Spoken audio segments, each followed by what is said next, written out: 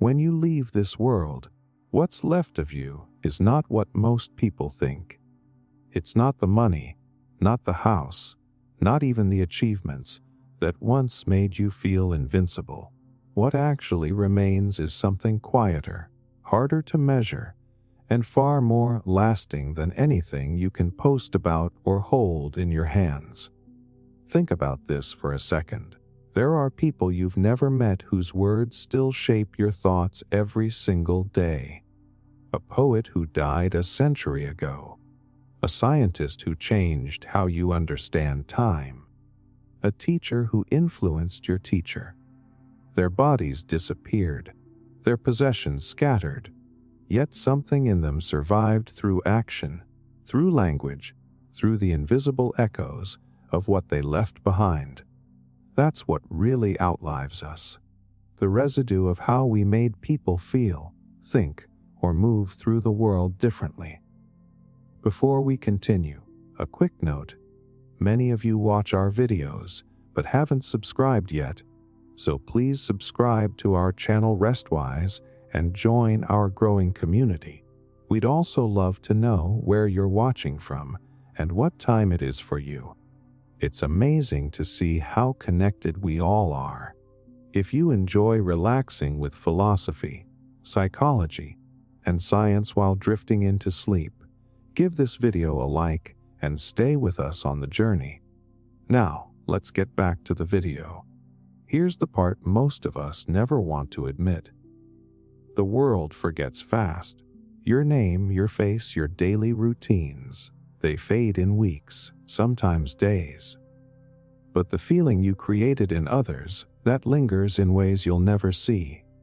A simple gesture, a sentence said at the right time, a quiet act of kindness. These are the invisible fingerprints you leave on the people around you. It sounds poetic, maybe even cliché, but it's backed by something real. Neuroscientists have found that emotional memories are stored more vividly and last longer than factual ones. The brain holds on to how someone made us feel, not what they said word for word, which means your impact isn't in the exact details of your story. It's in the emotional imprint you leave behind.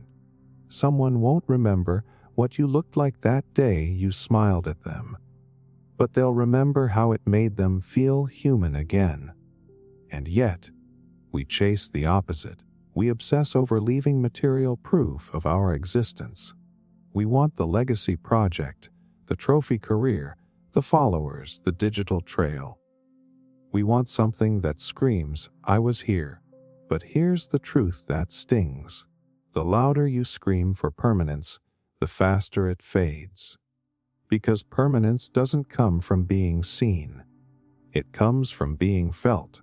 Think about how a simple melody can outlast entire civilizations. The person who wrote it may have been forgotten, but the emotion behind it continues to live through the rhythm and the notes. Or how a phrase your grandmother used still slips out of your mouth sometimes, even though she's been gone for years. That's legacy. Not a monument carved in stone, but a moment carved into the mind of another person. But let's take this deeper. Imagine the day after you're gone. People start sorting through your things. The clothes, the books, the phone, the files, all these objects that once defined your daily life suddenly lose their importance. The chair you sat in becomes just a chair again. The digital footprint you left online starts fading into the algorithm's ocean. What remains is not the data, but the meaning you built inside the people who were close enough to feel it. There's a quiet humility in realizing that your real legacy can't be controlled. You don't get to decide how people remember you, only how you make them feel right now. That's the paradox. You can't design what lasts, but you can influence what matters. And maybe that's the point. Maybe the goal isn't to live forever through fame or wealth, but to live deeply enough that your presence continues in the way others love, think, and give. Because when you help someone see the world differently, when you show kindness where others would show anger, that perspective shift keeps moving long after you're gone. It transfers, multiplies, and travels farther than your name ever could. Psychologists call this the ripple effect of prosocial behavior. It's when a single act of kindness triggers a chain reaction. The person who receives it becomes more likely to pass it on. They may not even know where it started. That's the real immortality. Not in the form of memory, but momentum. You start a wave you'll never get to see finish. And the crazy part, you don't have to do something world-changing for that to happen. You just have to live intentionally. Every small choice, how you speak to a stranger, how you react when things go wrong, how you treat people when you gain nothing in return. Those moments form the story that others tell about you long after your voice goes silent. What truly remains after you're gone is the energy you left behind, the tone of your presence, the emotional residue of how you showed up in people's lives. It's the laughter that still echoes in a friend's memory, the courage someone feels because you once believed in them, the words that come out of someone else's mouth that once came from yours. And that's the twist most people miss. You don't get remembered by trying to be remembered. You get remembered by living in a way that others can't forget. You don't need your name engraved anywhere. You need your essence engraved in people's lives. So maybe the real question isn't what will they say about me when I'm gone, but what will they carry from me when I'm gone? What habits, what beliefs, what fragments of kindness or perspective will still move through the world because of something I did when I was here? In the end, what truly remains is not your story. It's the stories you ignite in others. It's the chain of invisible connections that keeps evolving long after your part ends. That's not immortality in the traditional sense. It's something more profound, a continuation of your humanity through the people who felt it. And once you see that, you start living differently. You start focusing less on being remembered and more on being meaningful. Because the truth is, you won't know what lasts. You won't get to see it. But someone, somewhere, will still be moved by the ripple you started. And that's enough. Love is the closest thing to immortality. Love doesn't end when you do. That's the strange and beautiful part. We talk about love like it's fragile, like it needs constant proof to stay alive. But in reality, it's the only thing that survives everything, even death, especially death. Because love is not something that dies with the body. It's an energy, a force that keeps transferring itself through memory, through behavior, through the quiet ways we carry the people we've loved. Think about the last time you lost someone, not just to death, but to time distance or life's changes. You still feel them, don't you? Not in the same way, but in small, haunting details. The songs that sound like their laugh. The way you catch yourself using their phrases without realizing it. The comfort you feel when you imagine what they'd say. That's love refusing to vanish. It reshapes itself, becomes something invisible yet undeniable. And here's what's fascinating. There's science behind this. Researchers studying grief have found that the brain doesn't fully accept a loved one's absence. Instead, it builds what they call a continuing bond. The relationship doesn't end, it transforms. You still talk to them in your head, you still think about how they'd respond, and your brain keeps that connection alive as if it's essential to your identity. Because it is. The emotional patterns created by love become part of who you are. You literally carry pieces of them in the wiring of your mind. That's why love feels immortal. Because it outlives the people who first sparked it. It's like lighting a candle from another flame. The new flame burns on, even after the original one goes out. Every person you've ever loved has, in some way, reshaped you. And everything you do from that reshaping, the way you treat others, the way you see the world, carries a trace of them. That's how love duplicates itself through generations. It's not just in family either. It's in friendships that changed how you saw yourself, in relationships that taught you what you could give or what you could survive. Even love that broke you leaves something behind. A deeper empathy, a sharper understanding of what it means to care. You might think of those experiences as endings, but they're actually transformations. Love doesn't stop when the story ends. It keeps moving through you, influencing every future connection. But here's the part that hits hardest. We spend so much of our lives trying to protect ourselves from love's pain that we miss its real power. Love hurts precisely because it's powerful enough to live beyond the moment. The pain is proof of that persistence. When you lose someone, the grief you feel is love with nowhere to go. It's the energy still trying to connect, even when the physical presence is gone. And yet, that same energy finds new forms. You might start caring for others in the way they once cared for you. You might start creating, writing, helping, healing, because that love energy doesn't disappear, it redirects. Psychologists call this transference of attachment. You take the emotional intensity once focused on one person and spread it through new relationships, new meaning, new purpose. In a way, that's how love reincarnates itself in daily life.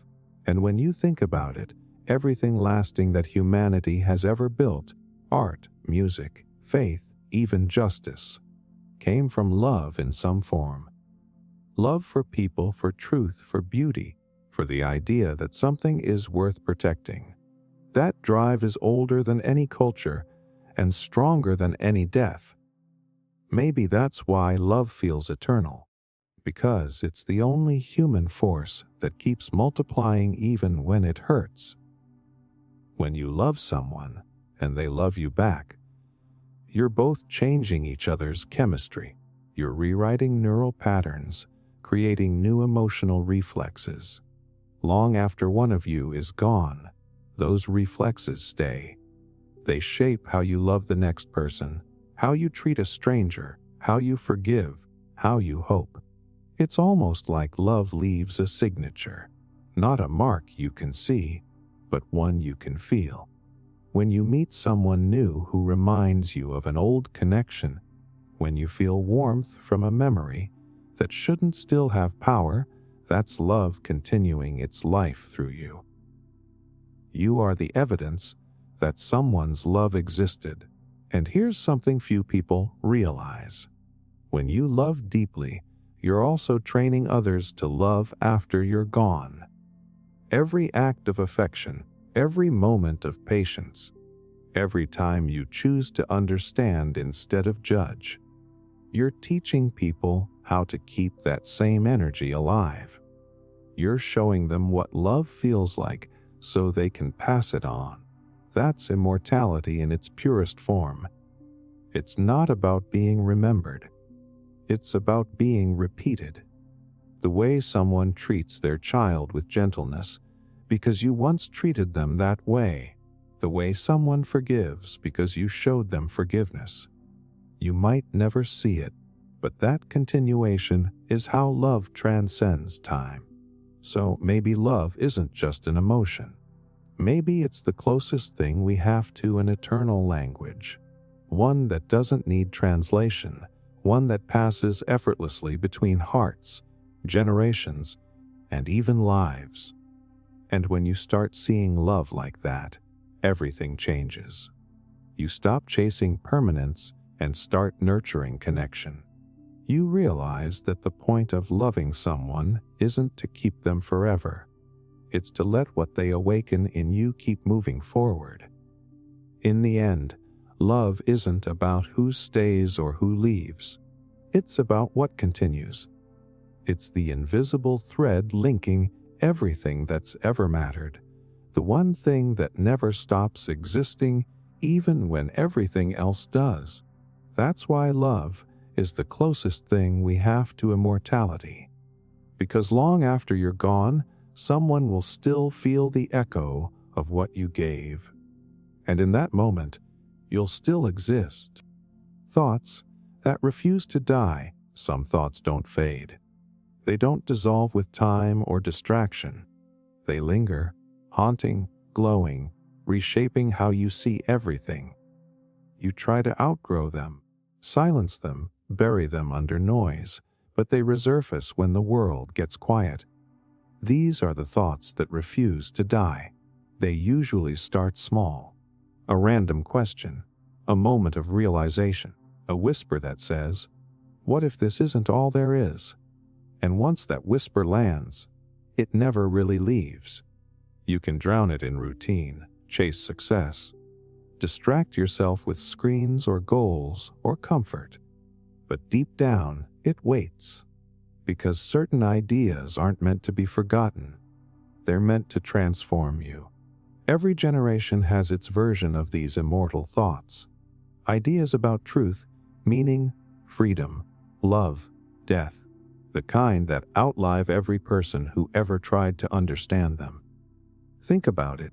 Centuries have passed, empires have fallen, languages have died out, yet people are still wrestling with the same inner questions.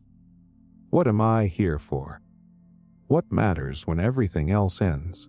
How do I make peace with the things I can't control? You could say that's what makes us human. Our ability to think thoughts so powerful they transcend our own lives. When a philosopher thousands of years ago wondered what it means to live well, that thought didn't die with him. It traveled, evolved, and now lives inside modern minds who never knew his name. The same goes for a scientist's discovery, a poet's confession, or a mother's quiet wisdom. The moment someone thinks something true enough, real enough, it starts existing beyond them. But not all persistent thoughts are beautiful. Some are heavy. Regret, guilt, fear. They can live inside you for years, shaping how you act without you even noticing. Psychologists call these intrusive cognitions mental loops that replay unresolved emotion. You can't delete them by force. You can only outgrow their grip by understanding them. By seeing what they're trying to teach you. Every thought that refuses to die is either a message you haven't yet heard or a truth you're still running from. Here's the thing: your mind doesn't hold on to random thoughts. It only clings to what still matters, what's unfinished. A memory that still hurts, a dream that still calls you, a realization that you weren't ready to face. Those stay alive because they still have work to do in you. Once you understand their purpose, they quiet down. Until then, they echo. There's actually a reason for that on a biological level. The human brain is wired for pattern completion. It hates unfinished stories. That's why you can't sleep when you're waiting for closure, or why a half-resolved problem keeps replaying in your mind. Your brain wants harmony. It's trying to close the loop, but some loops can't be closed easily because the lesson is bigger than you. It takes years, sometimes lifetimes, for humanity itself to complete them. Think of the thought that justice matters, that love is worth the risk, that the truth will eventually come out. Those are not new ideas, Yet every generation has to rediscover them, re-suffer for them, re-prove them. They refuse to die because they are still unfinished in the human story. And in your own life, you have your own version of these eternal thoughts, the questions that keep showing up in different forms, through people, mistakes, and moments. They're not random coincidences, they're patterns of growth. Maybe you keep wondering why you feel unfulfilled even when you have everything you thought you wanted. Maybe you keep circling around the idea of forgiveness, but never quite land on it. Maybe you keep feeling called toward something you can't define. These are the thoughts that mark the edges of who you could become. You can think of them like spiritual gravity. They keep pulling at your attention because they're guiding you somewhere. The problem is, most people treat them like background noise. They distract themselves until the feeling dulls, not realizing that those stubborn thoughts are actually trying to evolve them. The truth is, every great change in history began as a thought that refused to die. The idea that humans deserve freedom, that knowledge should be shared, that compassion matters more than power. These started as radical notions whispered by a few people brave enough to think them, and they survived because those people didn't bury the thought. They lived it. The same thing happens internally. A single honest thought can change your life if you stop running from it. The thought that you deserve more. The thought that you've been lying to yourself. The thought that you could start over. Those aren't fleeting ideas, they're living truths waiting for courage. So maybe the question isn't how to get rid of persistent thoughts, but how to listen to them better. Because if a thought won't die, it's probably trying to teach you how to live. The next time a thought keeps returning, the kind that shows up when you're alone, when you're tired, when the world gets quiet, don't fight it. Sit with it. Ask what it wants you to see. You might realize it's not haunting you at all. It's guiding you towards something real. And when you finally understand it, you'll see that thoughts are just like people. The true ones never really leave. They just find new ways to speak, new forms to take, new minds to live in. That's how wisdom travels through time. These are the thoughts that refuse to die, the ones that echo across generations through pain and progress until someone finally understands them deeply enough to live them. Maybe that someone is you, and if it is, then that thought, the one that's been following you for years, wasn't a burden. It was your inheritance, the proof that even in silence, something inside you has been trying to stay alive. The fragility and brilliance of consciousness. Imagine for a second that everything you've ever loved, feared, or dreamed of, every memory, every heartbeat of meaning, exists inside a 3-pound organ made of water, fat, and electricity. That's it. All of you, all of us, contained in something that could fit in your hands. Consciousness is both the most fragile and the most extraordinary thing we've ever known. It's what gives the universe the ability to look back at itself.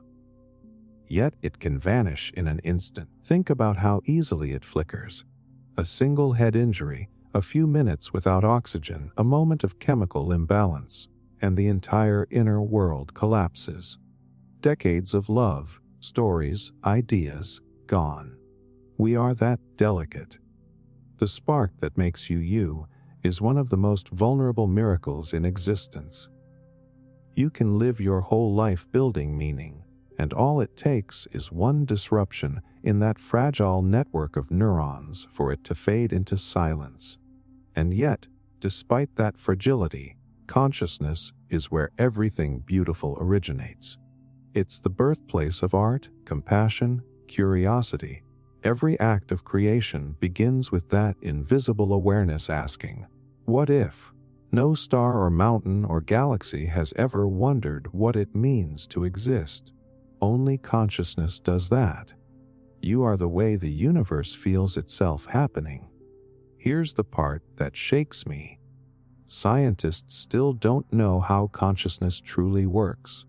We can describe the brain's functions, the neurons firing, the chemicals exchanging, but no one can fully explain how raw experience emerges from that physical process. How does electricity become emotion? How does matter produce self-awareness? That mystery sits at the core of everything, quietly reminding us how little we really understand about our own being. And that's what makes it brilliant. Because fragility doesn't mean weakness. It means sensitivity. Consciousness is sensitive enough to notice beauty, to feel connection, to register both pain and joy. That sensitivity is what allows you to appreciate a sunset or ache for someone you've lost.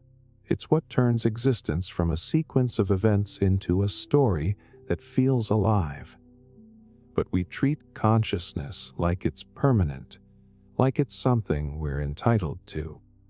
We rush through days, half awake, letting our minds drown in distraction. We forget that awareness itself is rare, not just among living creatures, but in the universe as a whole. You are one of the only known forms of matter capable of realizing that it's temporary. That realization should humble you, but it should also awaken you. You've probably experienced moments where your consciousness feels like it expands. Those flashes when time slows and everything feels deeply real. It might happen during music, nature, love, or grief. Neuroscientists call this transient hypofrontality, a state when parts of the brain quiet down and awareness floods in without filters. You stop being just a mind analyzing the world, and instead you are the world, fully connected. Those are glimpses of the brilliance underneath our ordinary thinking. Moments when consciousness shows its full light. But then we go back to autopilot. We scroll, we compare, we rush. It's like owning the most powerful lens in the universe and forgetting to focus it. We dull our consciousness, not because we're broken, but because the full weight of awareness can be overwhelming. To truly see life means seeing its impermanence, its chaos, its pain, and most people would rather stay numb than face that. Still, awareness doesn't go away when ignored, it just waits. It waits for silence, for stillness, for heartbreak, for awe. That's when it reminds you that you're not just a brain generating thoughts. You're a witness to existence itself. Consciousness isn't just something you have. It's something you are, and when you think about how fragile it is, every second of awareness becomes sacred. The fact that you can think, feel, remember, that you can love someone and know that you love them, that's not normal. That's extraordinary. Billions of years of evolution led to this moment where atoms can experience tenderness, fear, creativity. Out of dust and chaos, you emerged, and now you get to notice it all before you fade back into silence. There's something poetic about that cycle. Consciousness arises from the universe, looks around, asks questions, feels wonder, and then returns to the same vast mystery it came from. You could see that as tragic, but I think it's beautiful, because it means that even if your awareness doesn't last forever, it still happened. The universe got to know itself through you, for a brief, luminous moment. And here's where it gets personal. Knowing how delicate consciousness is should change how you live. It should make you slower to anger, quicker to notice the small things. The texture of sunlight on a wall, The way someone's laugh feels like warmth. The silence before sleep. These aren't background noise. They're the fabric of being alive. You're not just passing time here. You're participating in the rarest phenomenon known to existence. The fragile brilliance of awareness.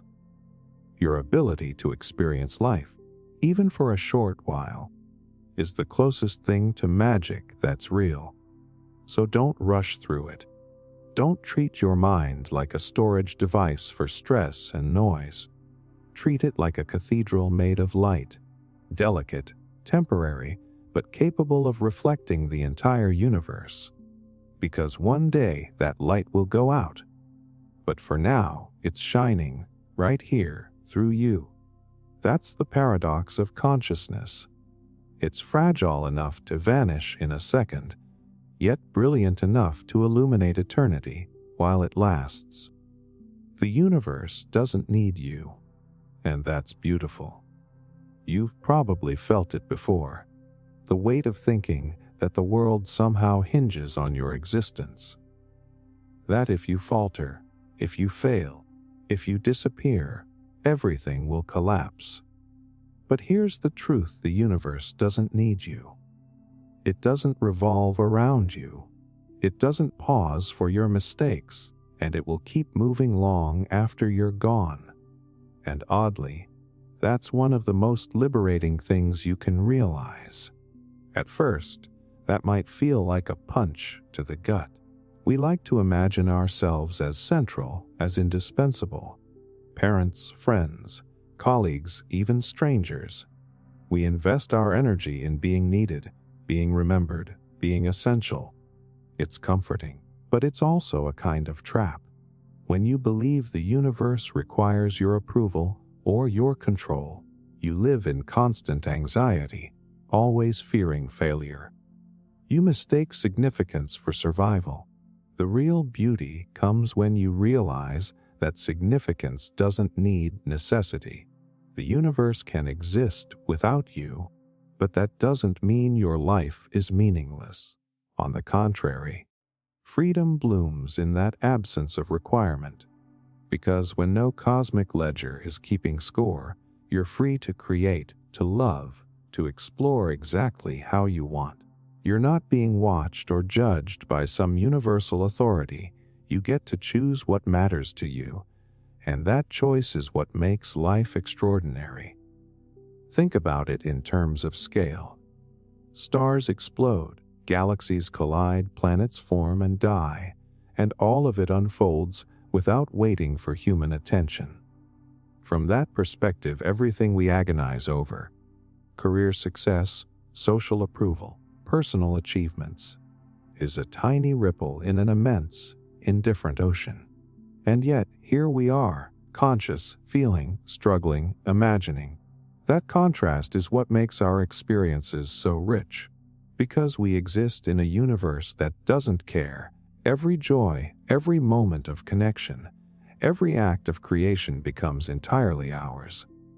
We are free to invest meaning wherever we choose. There's also a psychological relief in this perspective. If the universe doesn't need you, you don't have to carry its weight. You can stop pretending that every failure is catastrophic. You can stop trying to manipulate outcomes beyond your control. The pressure to perform, to achieve, to matter in a cosmic sense, it lifts.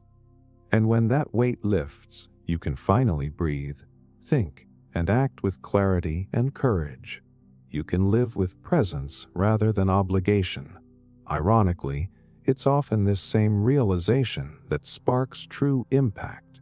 When people stop trying to control how they're remembered or what they're required to do, they start creating work, relationships, and ideas that actually matter, not because they're obligated, but because they're authentic.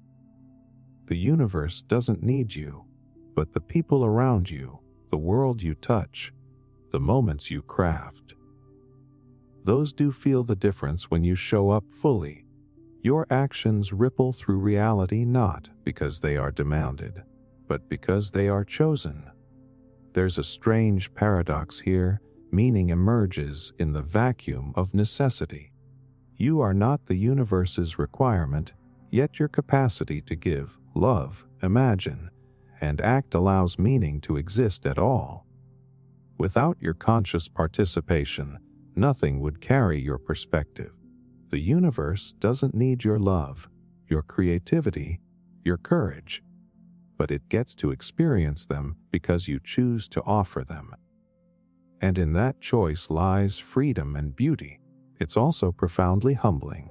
Nothing you do is guaranteed to last. Every empire crumbles, every relationship shifts, every creation fades eventually.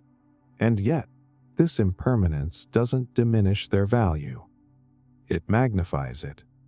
Because every effort, every moment of attention, every act of kindness exists in contrast to a universe that could continue without it. The fleetingness of your life, the fact that it is not required, makes it precious. Some philosophers call this the art of existential generosity. You give meaning where none is demanded. You create impact where none is guaranteed. You love when love is optional. That's the purest form of freedom and significance. You are free because the universe doesn't need you, and you are powerful because the universe doesn't define your value. And when you embrace that, life transforms. Small choices suddenly feel monumental because they are yours to make.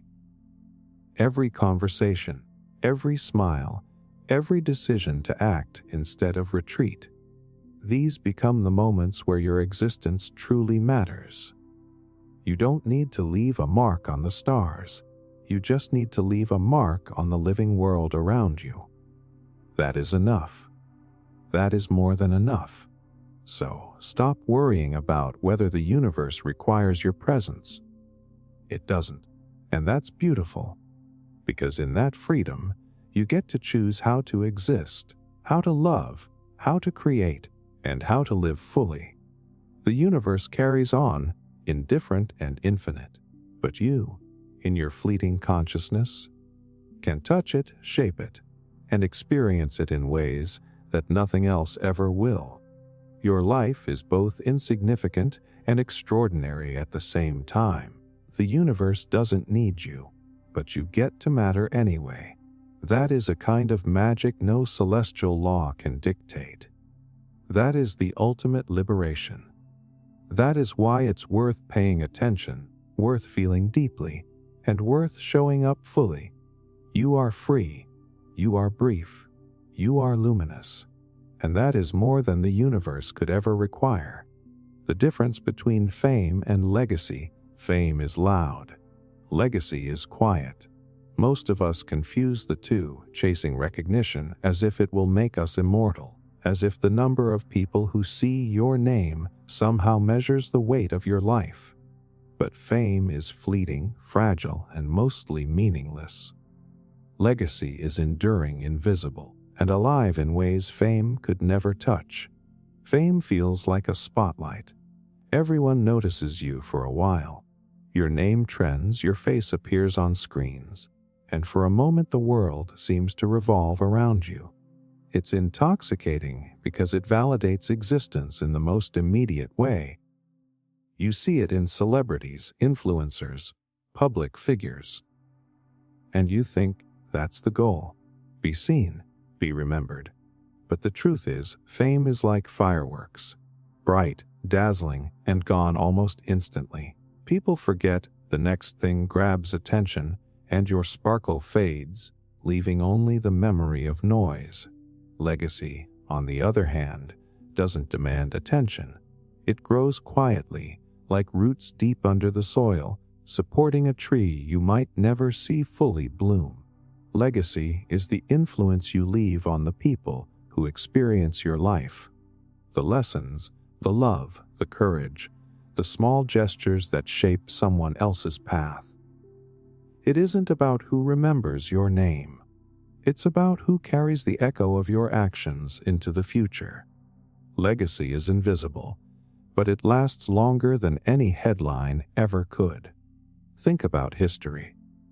Countless people were famous in their own time, praised, celebrated, adored. And yet today, no one remembers them. And yet there are others whose names barely made the pages of newspapers, whose lives were quiet, unremarkable in the moment, but whose ideas, kindness, or courage ripple through generations. A teacher who changed a single student's life, a scientist whose work enabled discoveries centuries later, a writer whose words shaped the thinking of millions who never met them. That is legacy. It's not measured in applause, likes, or followers. It's measured in lasting impact. There's also a psychological truth here. Fame can make you feel immortal, but it's fragile. A mistake, a rumor, a shift in public attention, and it crumbles. Legacy doesn't crumble. It weathers failure, obscurity, even death, because it is carried forward by something deeper than perception. It's carried forward by human experience. Someone who felt the effect of your life will pass it on in ways you'll never know. That ripple can last centuries. And the beauty of legacy is that it doesn't have to be big or grand. It doesn't require a stage or a platform. Every act of generosity, courage, or creativity has the potential to become part of a living legacy. The parent who teaches a child compassion, the friend who inspires bravery, the stranger who unknowingly changes your perspective. Those things outlive social media posts or magazine covers. They exist in behavior, in thought patterns, in choices made long after the person who started them is gone. Fame is external. It's the world noticing you. Legacy is internal. It's the world continuing because of you. You can be famous your whole life and vanish from memory in a generation. You can be quietly unremarkable in life and still shape the course of hundreds, thousands, or millions of lives without ever being recognized. The other key difference is intention. Fame is seductive because it offers immediate validation, but it rarely requires contribution. Legacy requires thought, effort, and care. You can't fake it. You can't chase it through empty gestures or viral moments. Legacy grows from authenticity, from the small, persistent ways you influence, teach, love, and create. It's cumulative. It's almost always invisible until someone notices it generations later. Here's the paradox: the people who leave true legacy rarely seek it. They are too busy living in alignment with their values, helping others, exploring ideas, creating beauty, or solving problems. They do what matters because it matters, not because someone will see it. Fame is about visibility. Legacy is about value. One fades quickly. The other endures indefinitely. So the question isn't whether you want to be remembered. It's what kind of remembrance you want. Do you want your name shouted once, then forgotten? Or do you want your influence to quietly shape lives long after you're gone? Fame is a moment. Legacy is eternity in action. And if you understand that, everything you do changes. Every choice, every word, every act carries weight because you realize that impact outlives recognition. Legacy isn't flashy. It doesn't show off. It doesn't ask for applause. It waits. It accumulates in the quiet corners of minds, hearts, and actions. And eventually it becomes unstoppable. That's why legacy matters more than fame, because fame will pass. Legacy will outlive you. And that is the kind of immortality worth chasing. The river of time and our fleeting moments. Time moves whether we notice it or not. It doesn't wait. It doesn't pause for grief, celebration, or hesitation. 1 second you're laughing, the next second it's gone, slipping past like water over stones. And yet, somehow, we try to capture it, to cling to moments as if permanence were possible. That's the paradox of life. We swim in a river that doesn't stop, while desperately hoping our fleeting ripples matter.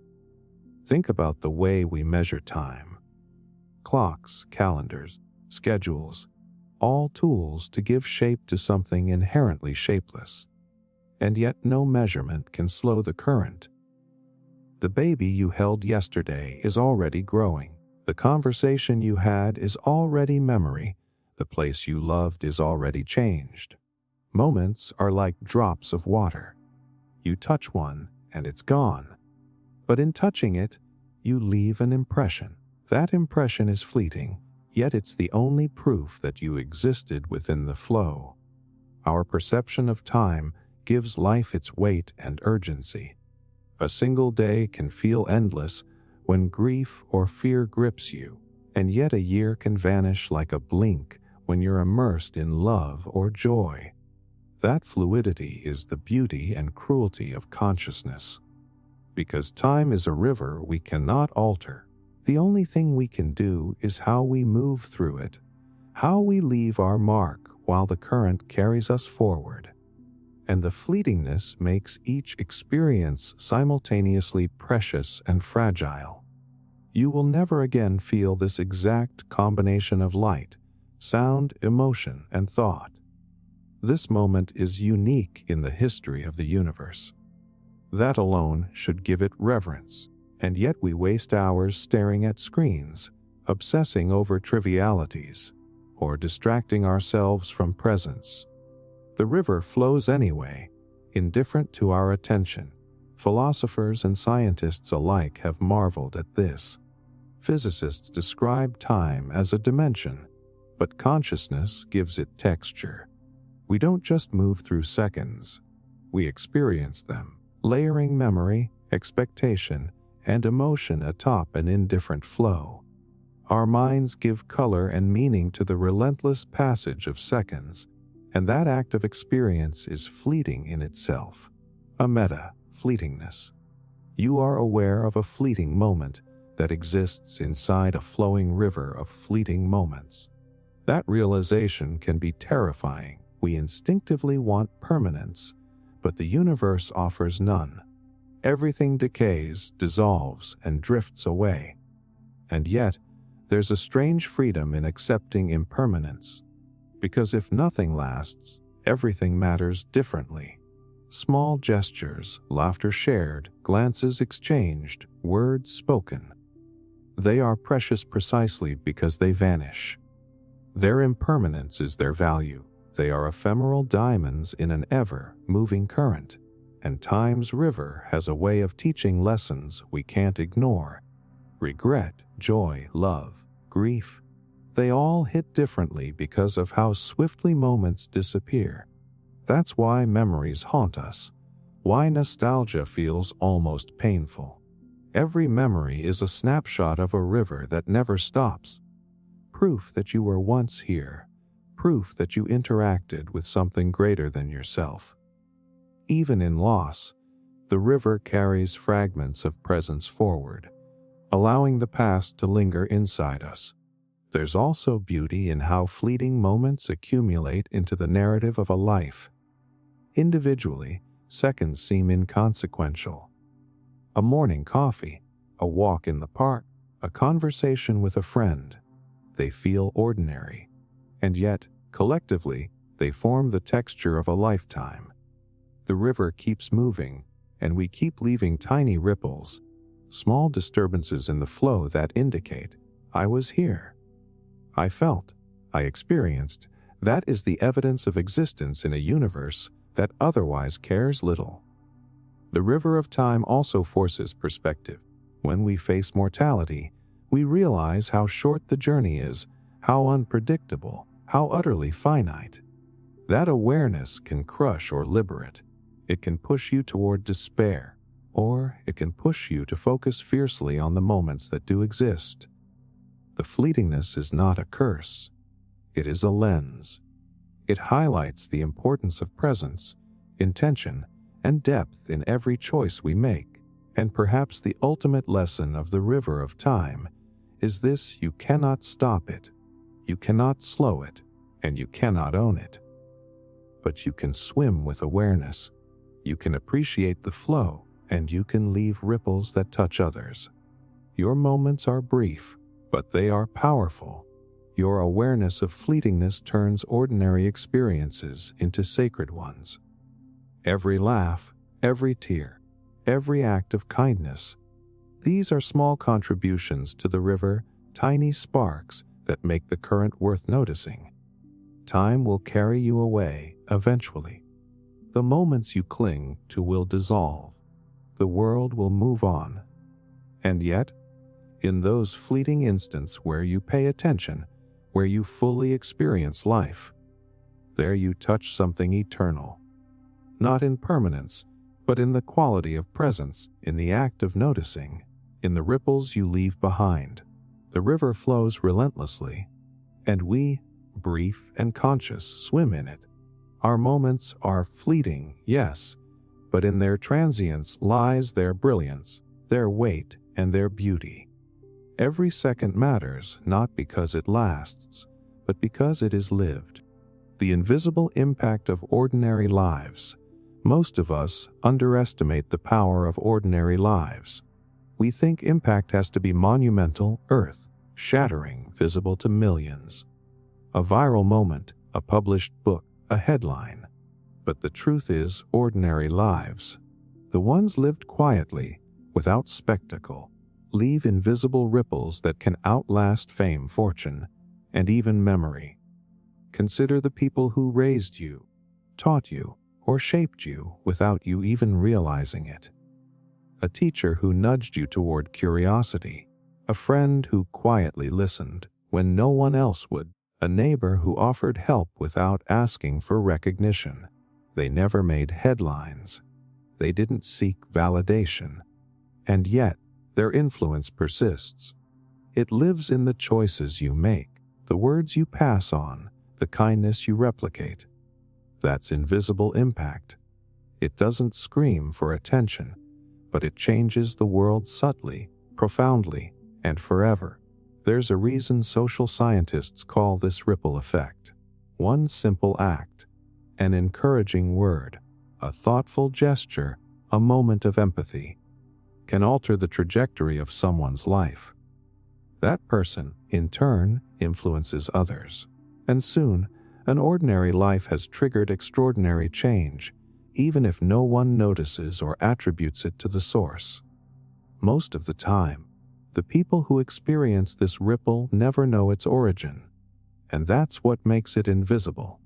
Yet it persists, quietly reshaping reality. Think of your own life in this way.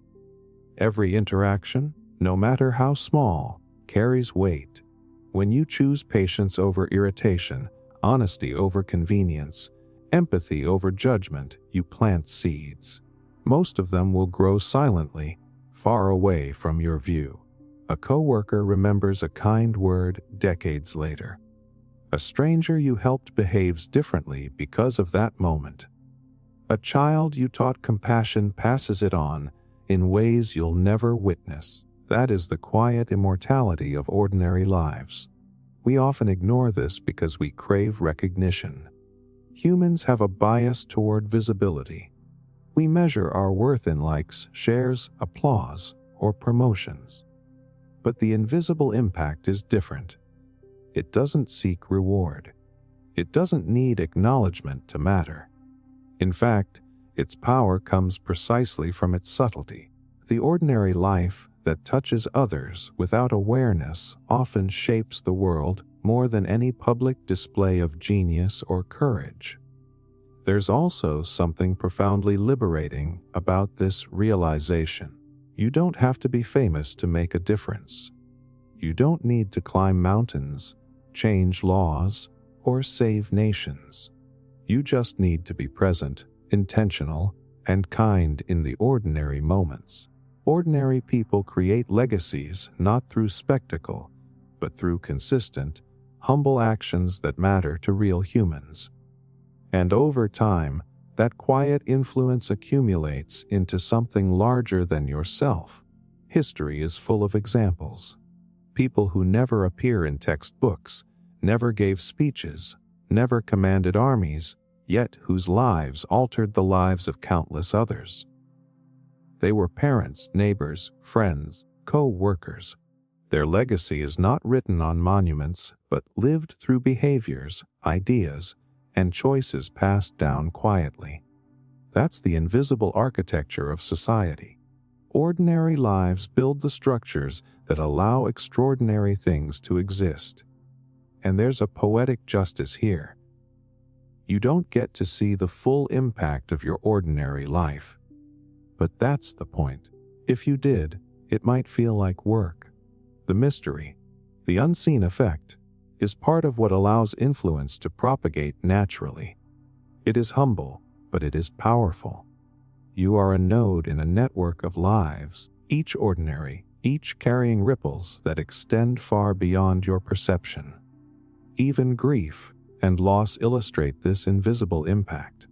A person may be gone, their accomplishments unnoticed, their fame non-existent, and yet, the ways they shaped minds, hearts, and actions continue. Their ordinary presence leaves echoes in behavior, beliefs, and relationships that quietly endure. That's immortality of a sort that fame can never replicate. So next time you feel your life is small or inconsequential, remember this: you are participating in something bigger than yourself. Every simple act of care, integrity, patience, and empathy contributes to a web of invisible change. You may never witness it, and that's exactly how it works. Ordinary lives matter because they ripple where spectacle cannot. They grow roots instead of flashing lights. They shape generations without ever being acknowledged. The quiet truth is that most of the world is changed not by the loud or the famous, but by the ordinary. Your ordinary life, lived with intention and presence, has more power than you realize. Its ripples travel farther, last longer, and shape more profoundly than you will ever know. And that invisible impact, subtle, unclaimed, humble, is one of the most extraordinary things a life can do. The paradox of existence, that existence is strange. The more you pay attention, the more you realize how everything matters, and yet how nothing truly does. It's a paradox that can feel dizzying at first, but once you sit with it, it's strangely liberating. Think about your daily life. Every choice seems significant in the moment. You decide what to say to someone, how to spend your day, whether to take a risk or stay safe. These moments feel urgent, heavy with consequence, because to you, they are the universe. A single decision can ripple outward, affecting someone else, shaping their day, maybe even altering the path of their life. That is the weight of existence. Every tiny action carries the potential for enormous impact. And yet, in the grand scale of things, nothing you do actually changes the universe. Stars continue to burn, galaxies collide, planets form and crumble, and all of it happens without regard for your choices, your victories, or your mistakes. Every worry, every achievement, every heartbreak, it fades into the cosmic background like a whisper swallowed by a hurricane. In that sense, nothing matters at all. And here's the paradox. Both of these truths are real simultaneously. Your life carries immense significance for the people, the systems, and the tiny moments you touch directly. And yet, in the infinite expanse of time and space, your existence is a blink, a drop in a river that keeps flowing without pause. You are simultaneously indispensable and irrelevant. That tension is what gives life its texture. If everything mattered infinitely, the weight would crush you. You would never move, trapped in the pressure of constant importance. If nothing mattered, life would feel empty, bleak, meaningless. But when you hold both truths at once, a kind of freedom emerges. You can act, create, love, and risk without fear of cosmic consequence, yet still care deeply about what happens here, where your choices intersect with other conscious lives. Philosophers call this existential duality, the idea that meaning is both constructed and fleeting. Life has no inherent obligation, but it can have significance entirely shaped by the awareness and intention of those living it. That is why human existence feels so intense. We are aware of the paradox. We know the stakes are small in the grand scheme, yet we live as if they are enormous, because here, in our immediate perception, they are. And the paradox doesn't just apply to choices. It applies to suffering and joy, love and loss. Your pain feels monumental when you're in it. Your joy feels infinite when it floods through you. And yet, both are temporary. Both are swallowed by the relentless flow of time, indifferent to your subjective experience. The awareness of impermanence heightens everything. It makes moments more precious, emotions more vivid, and decisions more consequential, even if the universe remains indifferent. There's also a subtle wisdom here, the recognition that nothing matters in the cosmic sense doesn't lead to nihilism. On the contrary, it can make life richer. If the universe doesn't demand significance, then you are free to create your own. You can choose what matters, what deserves your energy, what is worth leaving behind.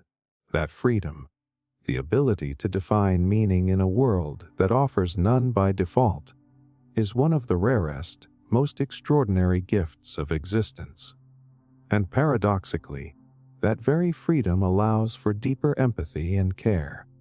If everything matters in the human scale, even fleetingly, then your actions, however small, are profoundly important.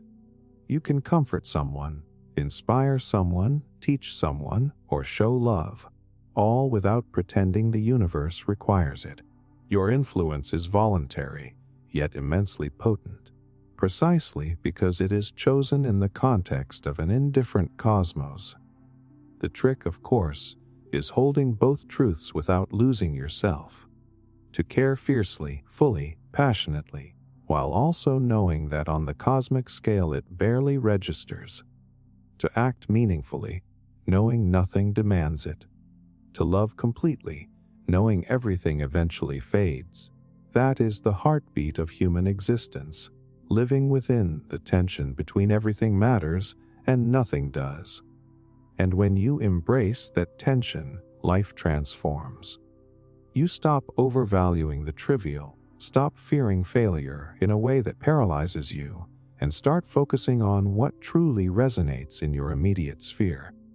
Every choice, every word, every touch becomes a chance to leave an impact that counts here and now, even if it disappears later. The paradox of existence is not a trap. It is a lens. It is what makes beauty more beautiful, love more intense, and courage more daring.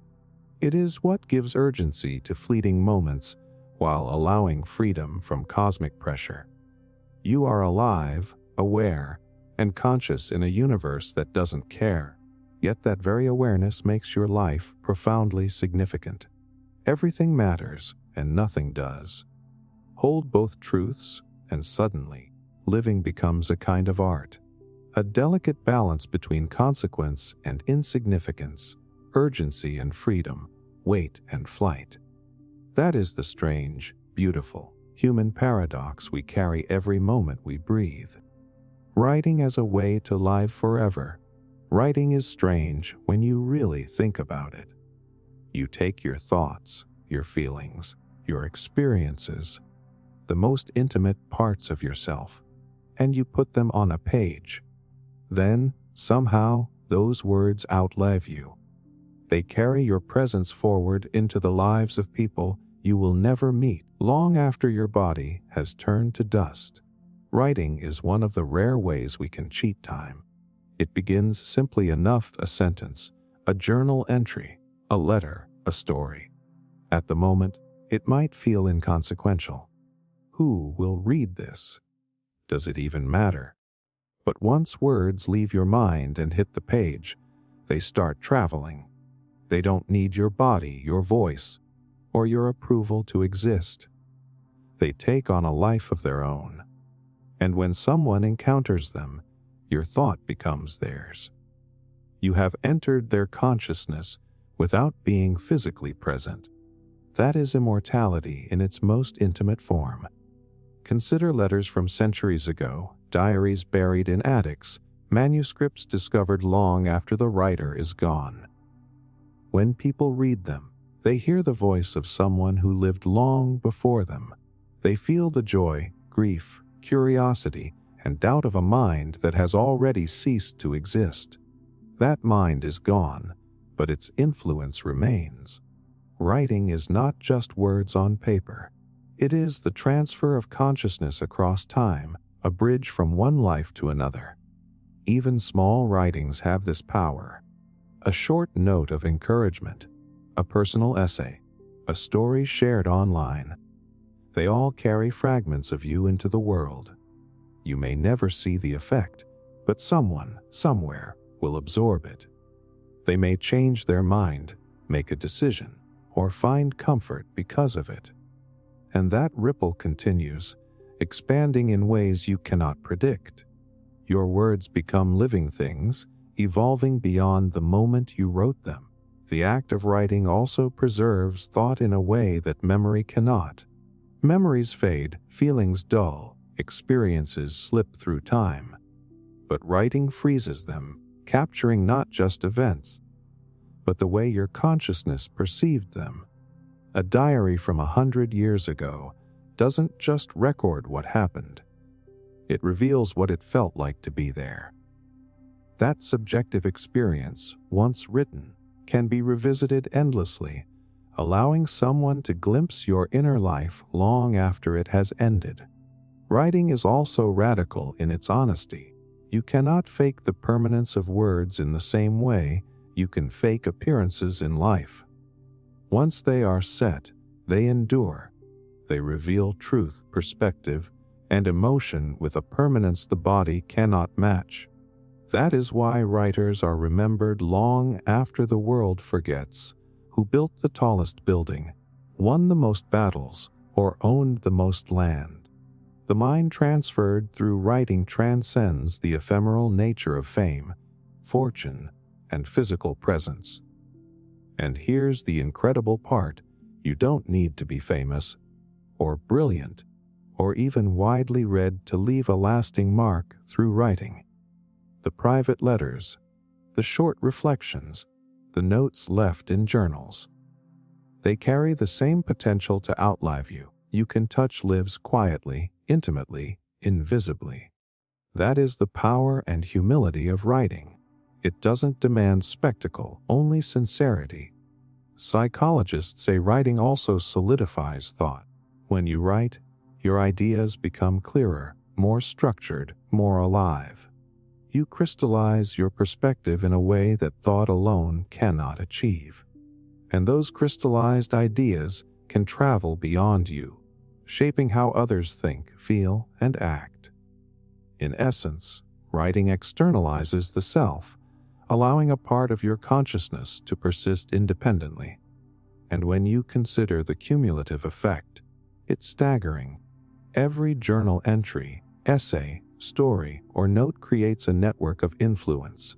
One person reads it, shares it, changes behavior because of it, and the ripple spreads.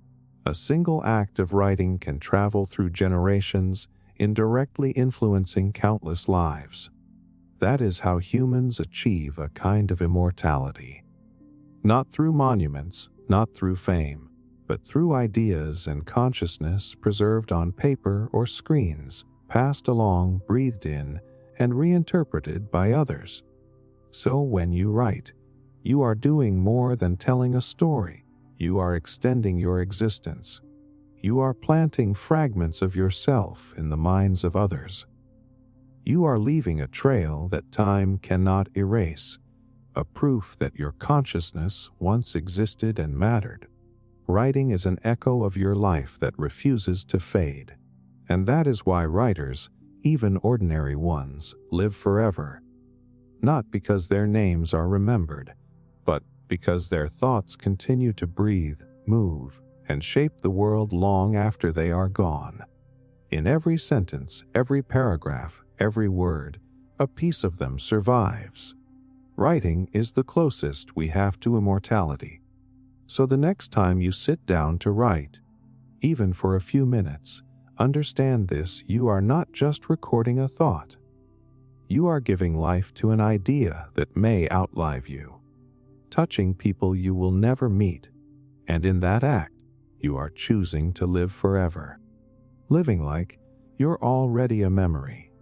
Imagine for a moment that you are already gone, that people are telling your story to someone else long after you've disappeared. They are speaking in past tense. The laughter you shared, the lessons you taught, the mistakes you made, all of it is memory. What would you want them to remember? How would that perspective change the way you live right now? Most of us live as if life is endless, as if there is always tomorrow to fix mistakes, to express love, or to chase meaning. But time is slippery. One day, every action, every word, every look will be behind us. And yet, you don't have to wait for death to appreciate that truth. You can live as if you're already a memory, shaping the moments people will recall long after you're gone. Living like this changes everything. Ordinary moments become sacred. The way you speak to someone in passing, the way you hold yourself in quiet moments, the energy you bring to your work or your relationships, these things suddenly feel weighty, because memory is selective, but it is also powerful.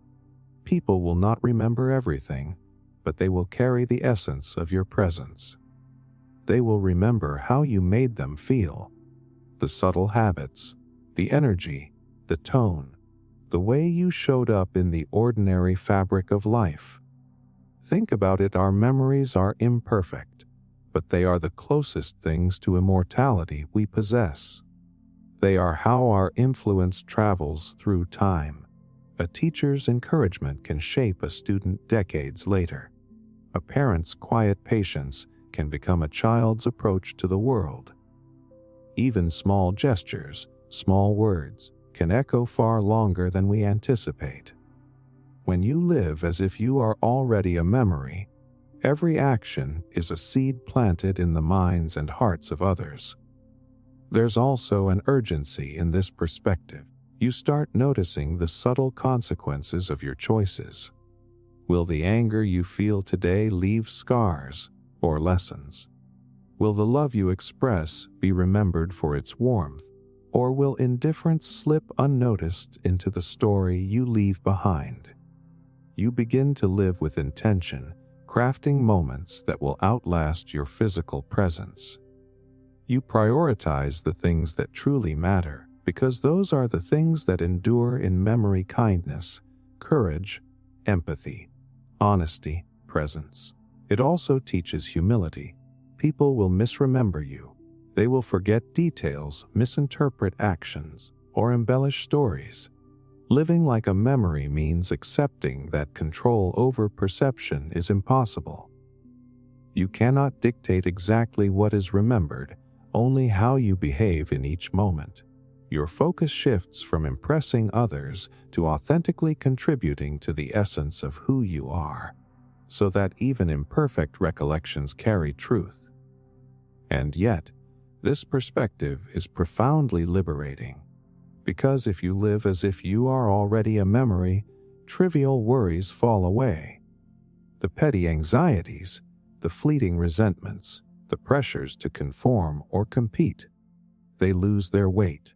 You focus instead on what resonates, what echoes, what matters in the tapestry of human experience.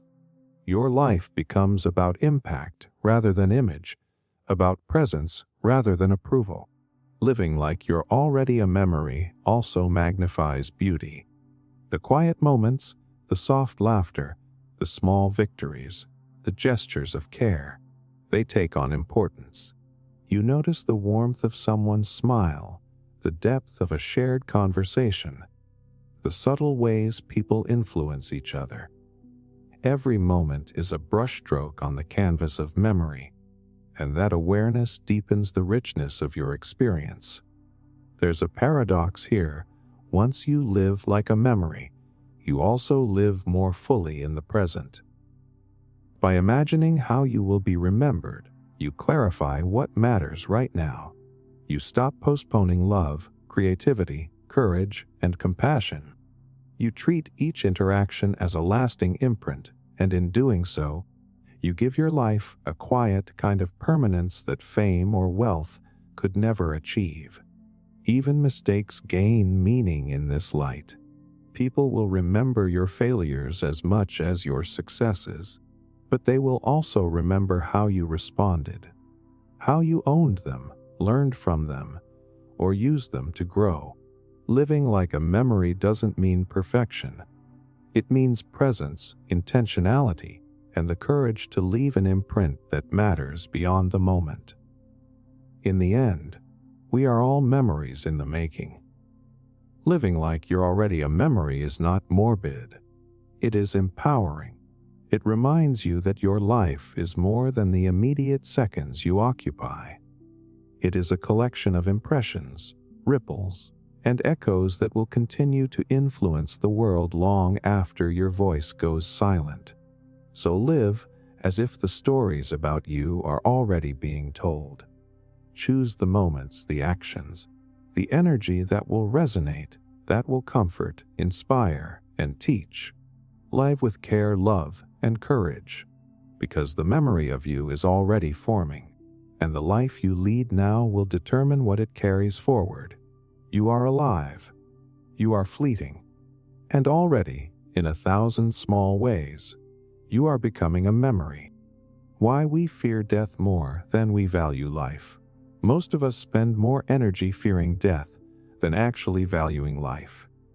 We think about the end constantly, the unknown, the nothingness, the finality, and we let that fear shape how we live. And yet, when you really look at it, the fear is less about death itself and more about the fact that life is fleeting, fragile, and utterly beautiful. Fear of death is instinctual. Our brains are wired to avoid danger, to preserve ourselves. But unlike a falling rock or a predator, death is absolute. It can't be escaped, bargained with, or controlled. And that inevitability terrifies us because it highlights how fragile everything we love, every experience, every relationship, every hope, truly is.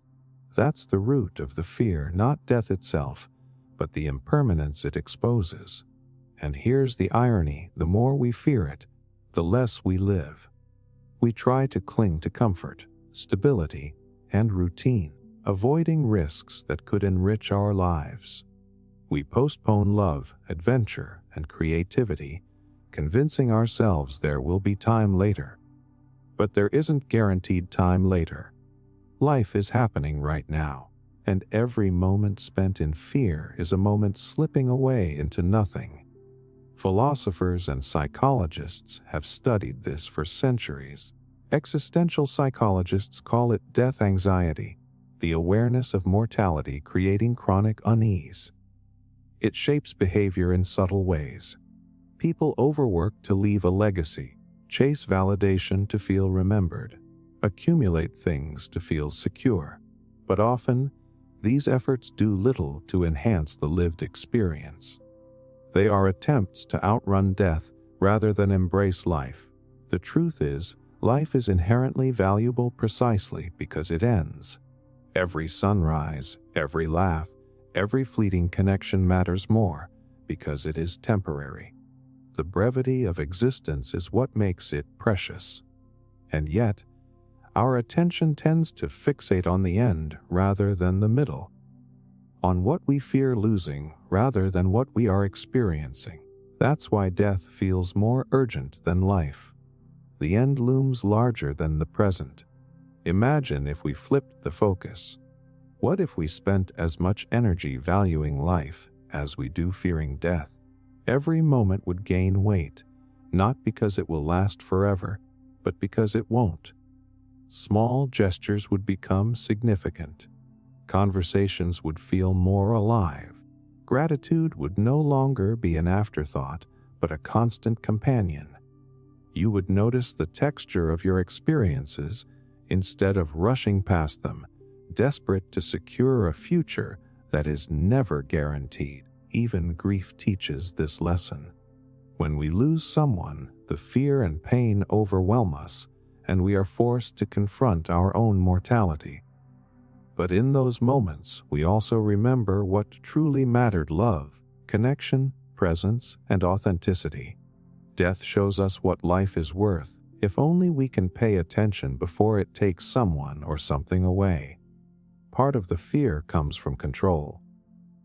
Life is unpredictable, chaotic, and uncontrollable. Death is ultimate unpredictability. But paradoxically, valuing life also requires letting go of control, of how long it lasts, of how perfect it is, of how meaningful it seems from moment to moment. Life demands attention, presence, and courage, and fear is the barrier we often erect to avoid that vulnerability. And yet, the more we recognize death's inevitability, the more freedom we gain. Once we accept that every moment is temporary, every opportunity fleeting, we start to live more deliberately. We start to savor instead of hoard, create instead of procrastinate, love instead of hesitate. Fear no longer dominates because the finite nature of life itself becomes motivation, not a source of paralysis. In the end, fearing death is natural, but it's also a trap. It blinds us to the richness of the present. We worry about endings while missing beginnings. We obsess over loss while ignoring abundance. Life is always happening, and it is always remarkable, not in spite of its impermanence, but because of it. The paradox is clear: we fear death because it reminds us of life's fragility, yet if we let that fear control us, we fail to truly live. Valuing life requires courage, attention, and a willingness to embrace impermanence. Only then does life feel full, meaningful, and alive, not measured by how long it lasts, but by how deeply it is experienced. So the question isn't how to escape death. That's impossible. The question is how to stop letting the fear of it steal your life. Pay attention. Show love. Take risks. Notice beauty. Laugh, cry, and create. Let the impermanence sharpen your focus. When you value life as fiercely as you fear death, every moment becomes a kind of eternity in miniature. The power of art to outlast the artist. Art has a strange kind of immortality. A painting, a song, a poem, a sculpture. It doesn't age the way we do. It doesn't wither or decay the way flesh and blood inevitably will. Art outlives the artist, carrying fragments of their mind, heart, and soul into futures they will never see. That is the quiet, astonishing power of creation. When an artist puts something into the world, they are capturing a piece of consciousness. A single brushstroke, a note, a line of verse. It is an extension of thought, feeling, and perception. Once it exists, it can be encountered, interpreted, and felt by anyone, anywhere, long after the creator is gone. You don't have to be alive to influence someone through what you've made. The art carries your presence forward. Think about artists from centuries ago, whose names you may not even know, but whose work still shapes people today. The music of someone who lived hundreds of years ago, the words of a poet whose life was brief and obscure, a painting discovered after the artist's death. They speak to us. They evoke emotion, provoke thought, stir imagination. And in that dialogue across time, the artist lives again, not physically, but in consciousness, in experience, in impact. Art has the remarkable ability to bypass mortality because it doesn't rely on memory alone. Memory fades, faces blur, voices are forgotten. But art is tangible. It can be revisited, studied, and experienced repeatedly. A single sculpture or story can touch countless generations, influencing lives in ways the artist never could have predicted. In that sense, art is a vessel for immortality, not in body, not in fame, but in effect. And it doesn't have to be monumental to endure. A song written in a small bedroom, a sketch in a notebook, a simple photograph. These things can outlast centuries of noise. Influence does not require recognition at the moment of creation. The power of art lies in its persistence, in its ability to carry meaning through time, regardless of whether the world notices immediately. Art also carries the subtle truths of the artist's inner life. Beyond technique or style, it transmits emotion, perspective, and consciousness. A painting is not just color on canvas, it is how the artist saw the world. A poem is not just words, it is how the poet felt, thought, and imagined. Even when centuries pass, those truths can resonate with people who have never met the Creator, proving that inner life has a way of surviving outer mortality. And here's the fascinating part: the audience completes the process. Every encounter with the art renews it, keeps it alive, and extends its influence. A painting isn't static. It is alive in the way someone perceives it, interprets it, and allows it to affect them. A poem isn't fixed. Its meaning grows and evolves with each reader. Art is alive because the impact of creation is never one-sided. It continues in every mind it touches. Artists often struggle with the impermanence of their own lives, with the fear that everything will vanish. And yet, when they create, they are planting seeds that will continue to grow long after their body is gone. That is why some of the most enduring works of humanity come from art. It is our way of defying time, of leaving a piece of ourselves that cannot be taken by mortality. Even failure or imperfection cannot erase art once it exists. The raw, unfinished, and imperfect creations of someone long gone still carry their voice. The process of creation itself matters more than recognition or mastery. Every mark, every note, every word is a testament to consciousness having existed, and that testimony has a way of traveling through time, touching hearts and minds in unforeseen ways. And the impact is cumulative. One piece of art inspires another, which inspires another across decades or centuries. A single song can spark a movement. A short story can change how people think about life. A photograph can influence empathy, perspective, or activism. The ripple effect of art is exponential because it lives not just in its physical form, but in the consciousness it enters. Art is one of the few ways humans can achieve true continuity beyond the self. Fame fades, memories vanish, material things crumble. But the work of the artist continues, alive in perception, thought, and feeling. That's why every act of creation, no matter how small, is a defiance of mortality. Every work carries the possibility that a part of the artist will persist long after their body has returned to dust. So when someone picks up a brush, a pen, or an instrument, they are doing more than making something beautiful. They are participating in a kind of eternity. They are extending consciousness beyond their life, planting influence into the minds and hearts of people who may never meet them. Art allows the artist to live forever in a way that nothing else can. And that is the profound, unshakable power of creation, to leave a trace, to echo in time, to survive in memory, feeling, and imagination. The artist may vanish, but the art endures. And through it, so does the artist, in ways the physical body never could. Empathy as a bridge across centuries. Empathy is strange when you really think about it. It allows a thought, a feeling, a moment of understanding to travel across space and time, connecting one human mind to another, sometimes centuries apart. A person who lived hundreds of years ago can still make you feel joy, sorrow, or wonder, all because of empathy. It is a bridge that no walls, no distance, and no death can ever fully erase. Think about reading a diary from the 18th century.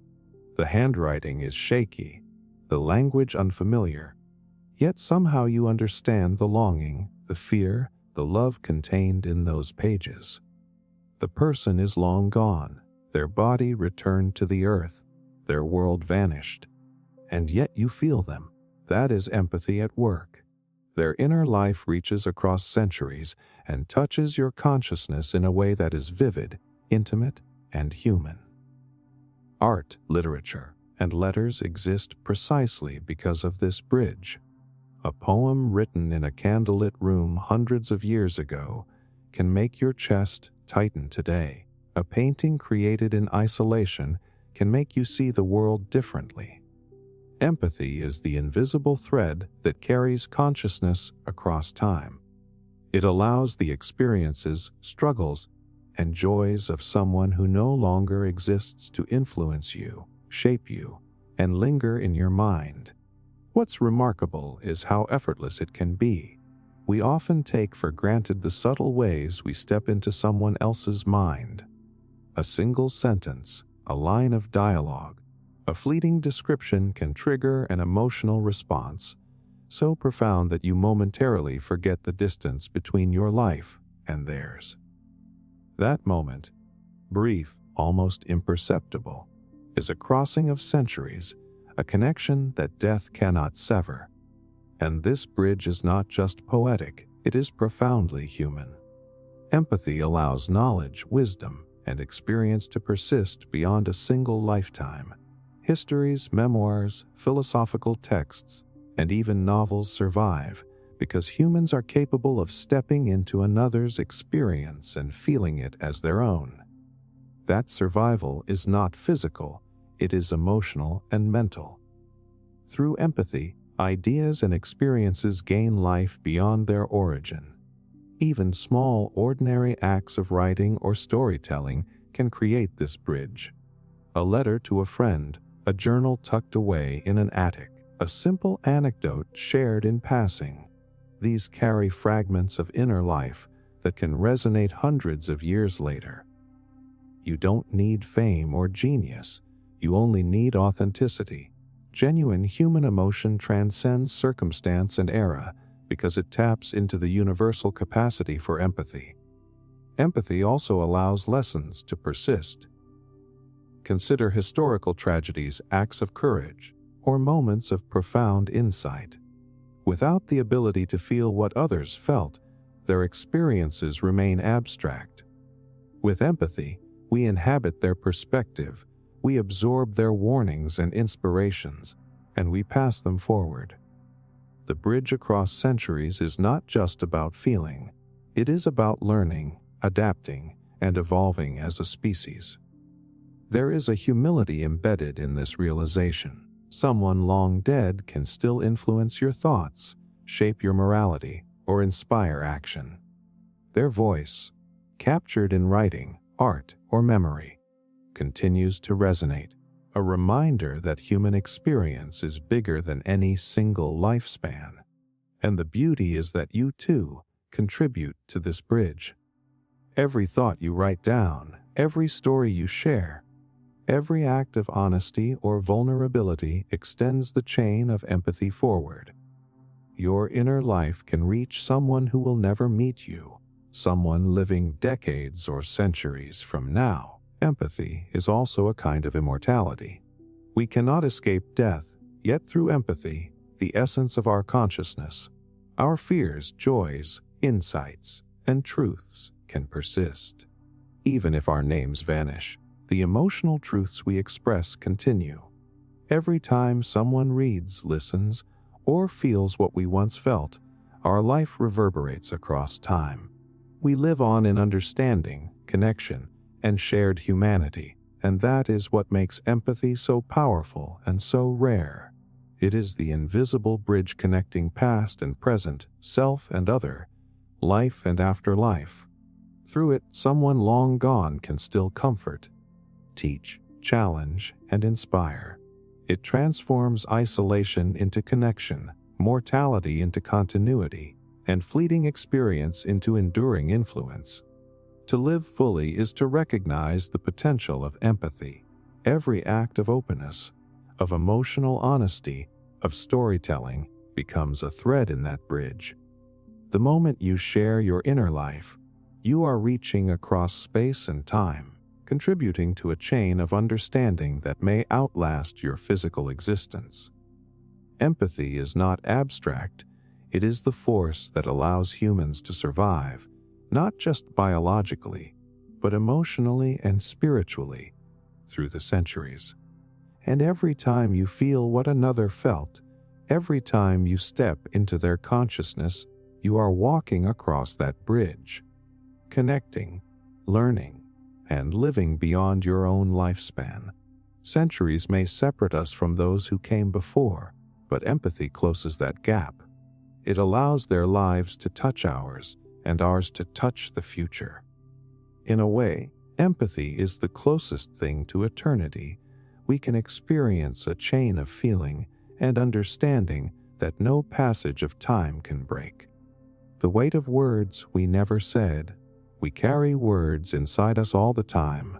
Things we wanted to say but didn't.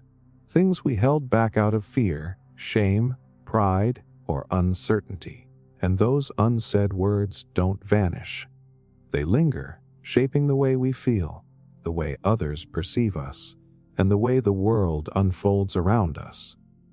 Their weight is heavier than we often realize. Think about the last time you didn't speak up. Maybe it was love unexpressed, an apology withheld, a compliment swallowed, or a warning ignored. At the moment, silence feels safe. It avoids conflict, embarrassment, or rejection.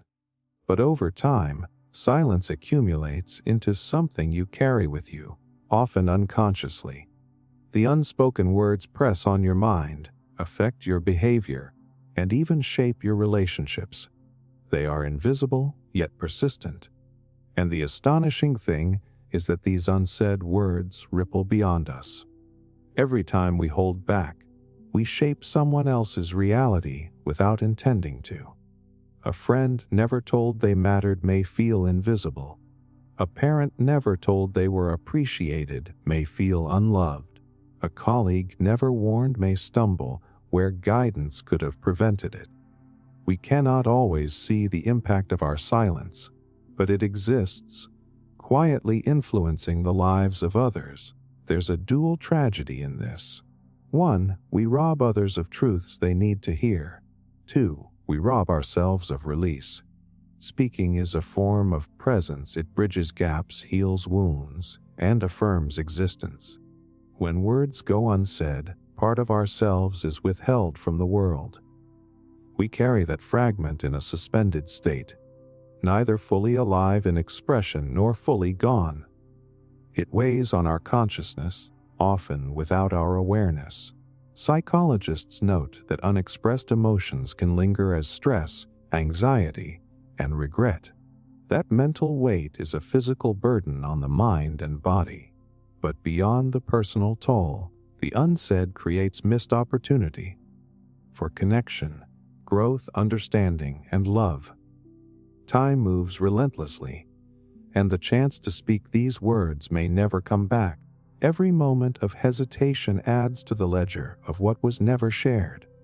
The weight of unsaid words also shapes memory and perspective. People remember actions, gestures, silences, and omissions. The absence of words can be louder than their presence.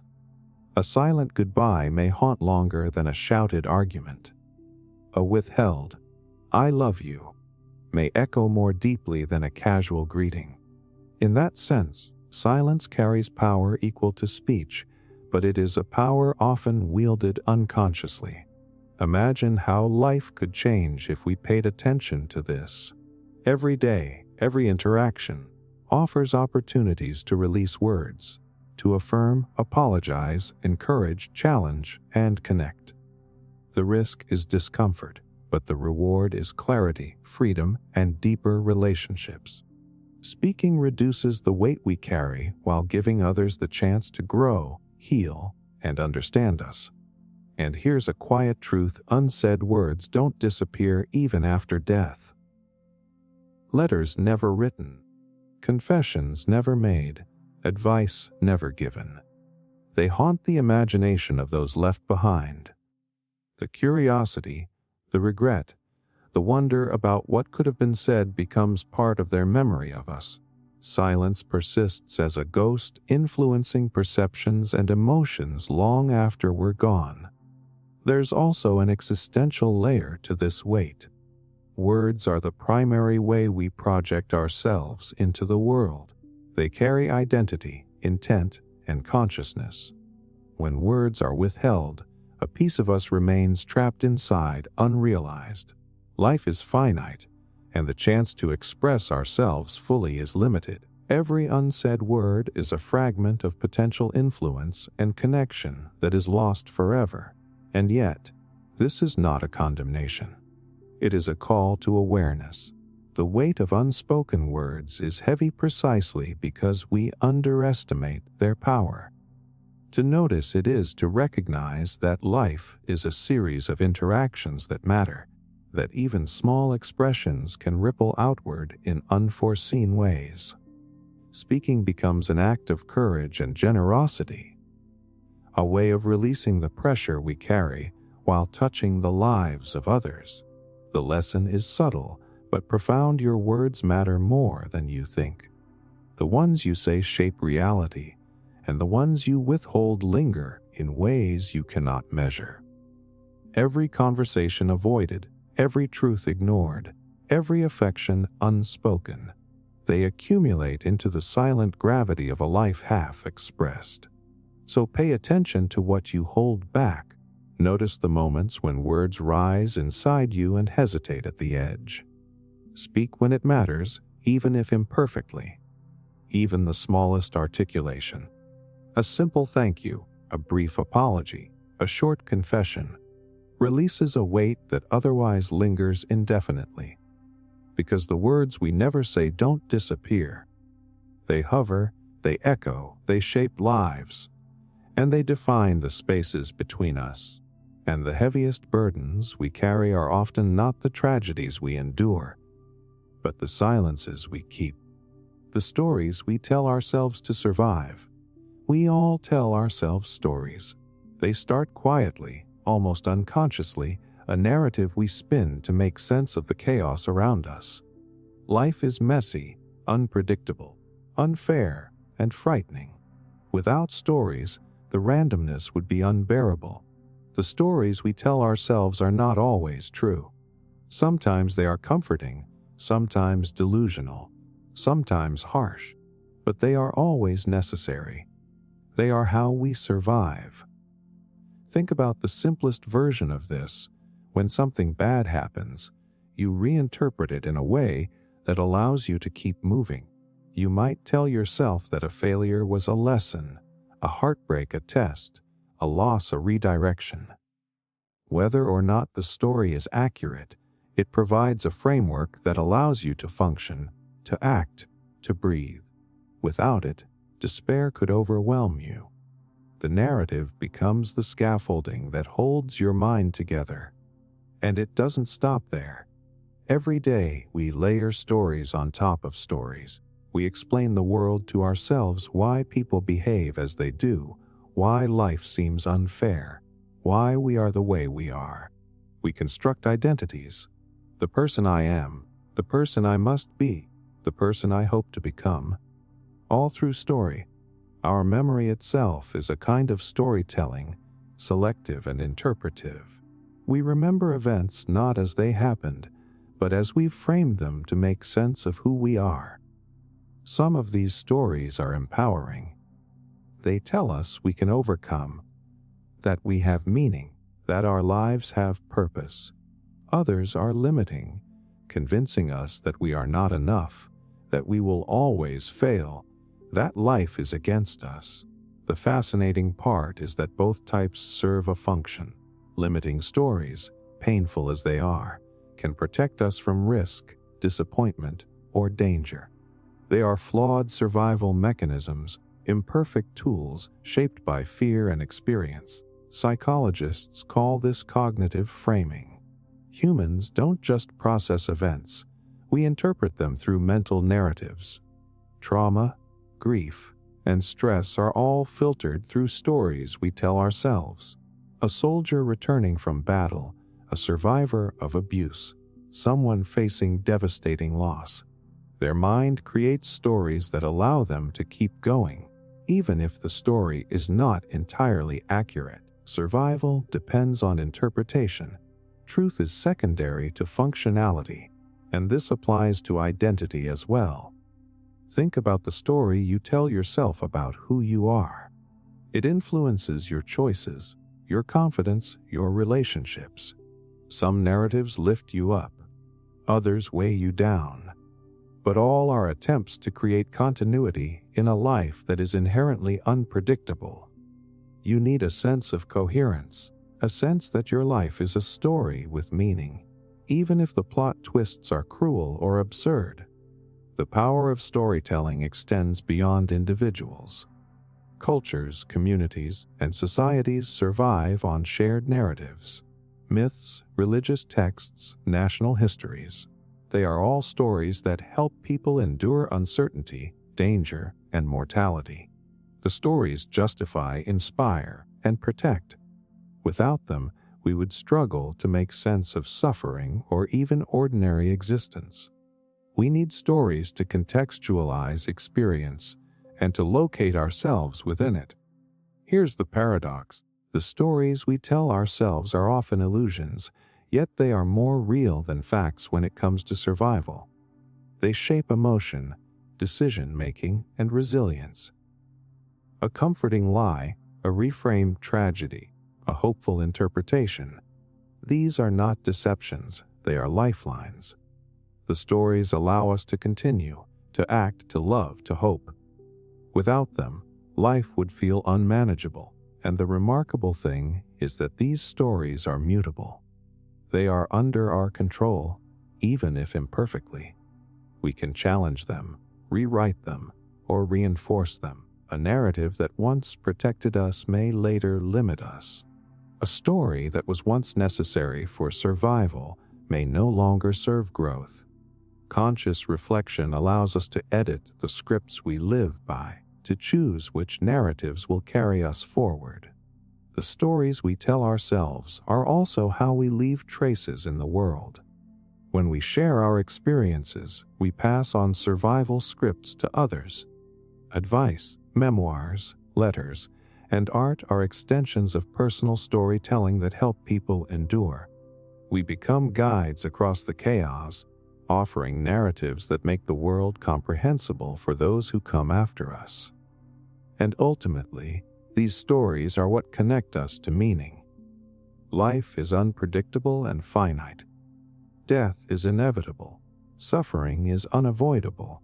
Yet, through the stories we tell ourselves, we create coherence, purpose, and identity. We survive not just physically, but emotionally and spiritually. The stories are the bridge between chaos and understanding. So notice the stories you carry. The ones that protect you. The ones that limit you. The ones you inherit. The ones you create. They are your survival tools, your armor, and your compass. They are the narrative thread that stitches the moments of your life into something you can endure and, sometimes, even celebrate. Without these stories, life would be incomprehensible. With them, even the harshest realities become navigable. The stories we tell ourselves are more than imagination. They are lifelines. They are why we go on, why we persevere, and why we are able to leave pieces of ourselves in the world, long after we are gone. How memories shape the afterlife of the living. Memories are strange. They aren't just echoes of the past. They are living entities that continue to shape the world long after the people who created them are gone. When someone dies, it's easy to think that everything about them disappears. Their voice, their laughter, their presence. But in truth, memories carry pieces of them forward. They outlive bodies, outlast time, and give the living a way to keep part of the departed alive. Think about someone you've lost. Even if years have passed, their face appears vividly in your mind. You can hear their tone, remember their habits, recall the way they smiled or laughed. Those memories influence your behavior, your emotions, even your decisions. They shape the way you love, the way you act, the way you navigate the world. In a sense, the person continues to exist through the lens of your memory.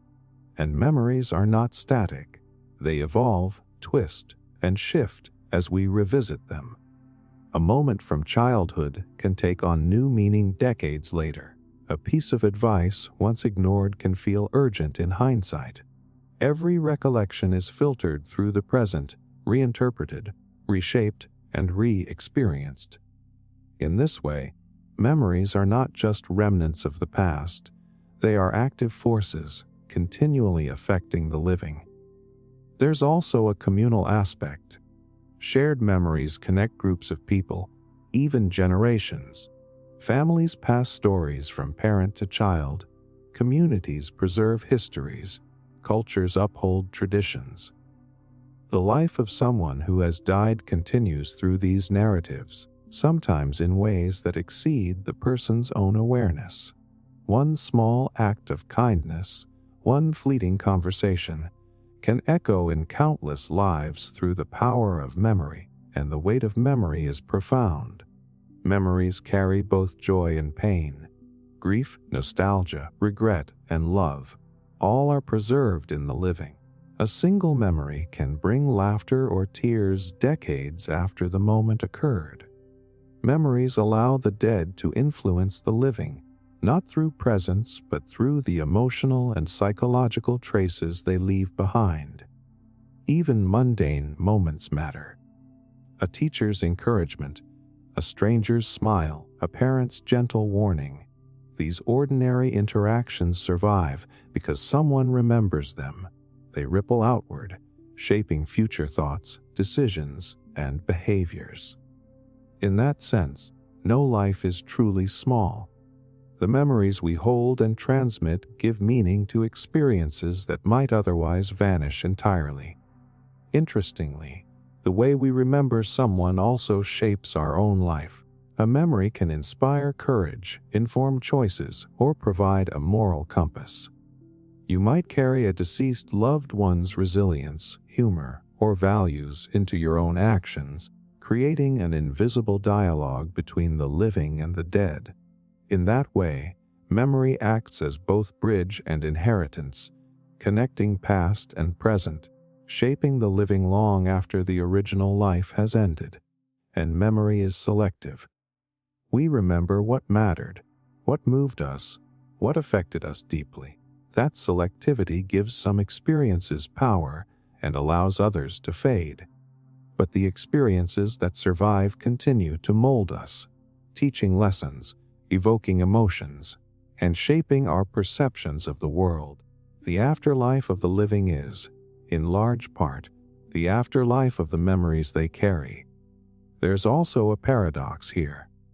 The more someone is gone, the more their memory can grow in significance. Death amplifies presence through recollection. Absence intensifies the emotional resonance of what remains. In a way, mortality elevates memory, making it a vessel for life after life. The dead continue to act, affect, and exist through the minds of the living. Memories also provide a sense of continuity. They link generations, preserving identity, culture, and experience. Through memory, a person's influence can travel across decades, shaping values, beliefs, and behaviors long after the original life ended. Memory turns the finite into something that feels infinite, a way to experience connection beyond the limits of physical existence. And perhaps the most astonishing thing is that this afterlife requires no rituals, no monuments, no fame. It exists simply through the act of remembering.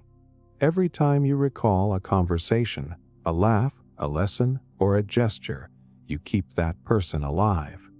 Every story you share, every tradition you uphold, every lesson you pass on is a continuation of their presence in the world. So, in truth, death is not an ending, but a transformation. The physical life ceases, but the influence continues through memory. The afterlife of the living is inseparable from the memories they carry, the stories they tell, and the emotional traces that shape behavior, thought, and experience. In that sense, memory is the most powerful form of immortality. We are all living in a network of memory. Each thought of someone gone, each story retold, each feeling evoked, creates a living legacy. And through it, the people who have left us continue to matter, to teach, to inspire, and to exist. Not in flesh, but in mind, heart, and the ongoing story of life itself. The search for meaning in an indifferent universe. Life is messy, unpredictable, and vast beyond comprehension. Look up at the night sky, and you realize that the universe doesn't bend to human concerns. Stars explode, planets form and vanish, galaxies collide, and none of it notices you. The universe is indifferent. It doesn't reward goodness or punish cruelty. It doesn't care who suffers, who succeeds, or who loves. And yet, here we are, struggling, dreaming, suffering, and hoping, searching for meaning in a place that offers none by default. That search is ancient. Humans have always asked why we exist, why suffering occurs, why joy is fleeting. We try to construct purpose out of chaos. Religion, philosophy, art, and science are all ways to impose narrative on a reality that is fundamentally neutral. The irony is that the universe doesn't need meaning, but we do. Without it, life feels random, hollow, and terrifying. And that is exactly why we search. Meaning is not handed to us. It is created. A sunset is beautiful not because the universe intended it, but because our minds recognize awe, pattern, and connection. A friendship, a child's laughter, a carefully written sentence. These become meaningful because we assign significance. Purpose is human, made, a way to anchor ourselves against the weight of indifference. It doesn't exist in the cosmos. It exists in us. Philosophers have wrestled with this for centuries. Existentialists in particular argue that the universe is neutral and humans must craft their own significance. This isn't despair. It is liberation. If meaning is not dictated, you get to choose it. You get to decide what matters, what is worth investing in, what deserves love, energy, and attention. In a way, indifference is freedom. The universe doesn't care, so you can care as deeply and specifically as you choose. The search itself shapes us. Even if ultimate answers elude us, the act of searching creates depth, perspective, and resilience. Struggle becomes significant. Choices matter. Love, courage, and creativity gain weight because they are intentional. Every time we wrestle with our existence, we define ourselves, carving identity and purpose from raw, neutral reality. And meaning is fragile. The moment we stop seeking it, life can feel hollow again. But the beauty is in the attempt, the deliberate effort to create significance in a universe that offers none. That effort is profoundly human. You are alive, aware, and conscious. That awareness allows you to find, make, or assign meaning where none is given. Every act of creation, love, teaching, or empathy is an assertion against cosmic indifference. There's also a paradox here. the indifference of the universe does not make life meaningless. On the contrary, it allows meaning to be entirely ours. The stars do not care about your joy, but that doesn't diminish the joy itself. A connection with another person is real, even if the universe ignores it. A life of integrity is valid, even if unnoticed by the cosmos. The absence of universal judgment frees us to live deliberately, passionately, and authentically. And when you embrace this, your perspective changes. Small moments gain gravity. The laughter of a friend, a fleeting moment of insight, a quiet act of kindness. These become sacred because meaning is chosen, not dictated. The struggle to create significance becomes an art, a responsibility, and a privilege. You are not a passive observer. You are an active participant in shaping the value of your own existence. Even suffering can become meaningful in this framework. Pain is inevitable in an indifferent universe, but how we respond, interpret, and grow from it is entirely up to us. Tragedy gains weight because we integrate it into our narrative. Loss becomes fertile ground for understanding, empathy, and growth. Meaning does not erase indifference, it transforms experience into significance. The search for meaning is not about finding some cosmic answer or ultimate purpose. It is about how you live knowing there is none handed to you. It is about creating value in actions, relationships, and thoughts. It is about leaving traces in people, in ideas, in stories that ripple beyond the span of your own life. Every choice, every effort, every act of care is a declaration that life matters, even if the universe does not acknowledge it. And that is the beauty of it. The universe is indifferent, yes, but your consciousness is not. Your awareness, your attention, your care. These are the tools with which you create meaning. You are the artist, the author, the architect of significance. And while the stars may burn, explode, and fade, your life can carry weight, depth, and resonance that the cosmos cannot touch. The search for meaning is eternal, and the answers are never final. But in the struggle itself, in the act of reaching, creating, and connecting, life becomes profound. It matters because you make it matter. The universe may not notice, but that does not diminish your experience, your choices, or your presence. It only amplifies the courage and beauty of living deliberately. You exist in a cosmos that is neutral, and that is exactly why your life can be extraordinary. Why we crave purpose more than happiness. Humans are strange creatures. We chase happiness like it's a destination, a prize, a guaranteed state of being. And yet, the truth is, happiness is fleeting.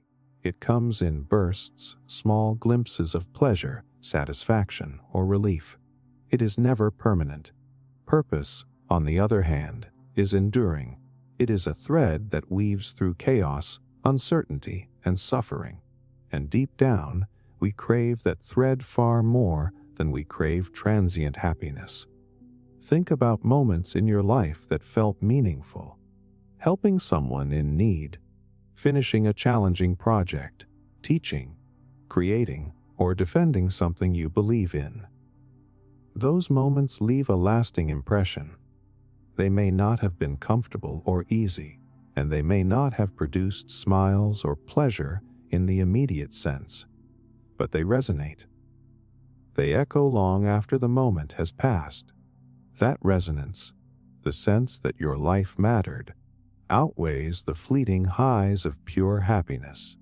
Psychologists call this eudaimonic fulfillment, the kind of satisfaction that comes from living according to values, striving toward goals, and contributing to something bigger than yourself. It is different from hedonic pleasure, which is short-lived, dependent on external stimuli, and ultimately unsatisfying if sought as an end in itself. Humans instinctively understand this. which is why purpose can feel more compelling than momentary joy. Purpose gives structure to chaos.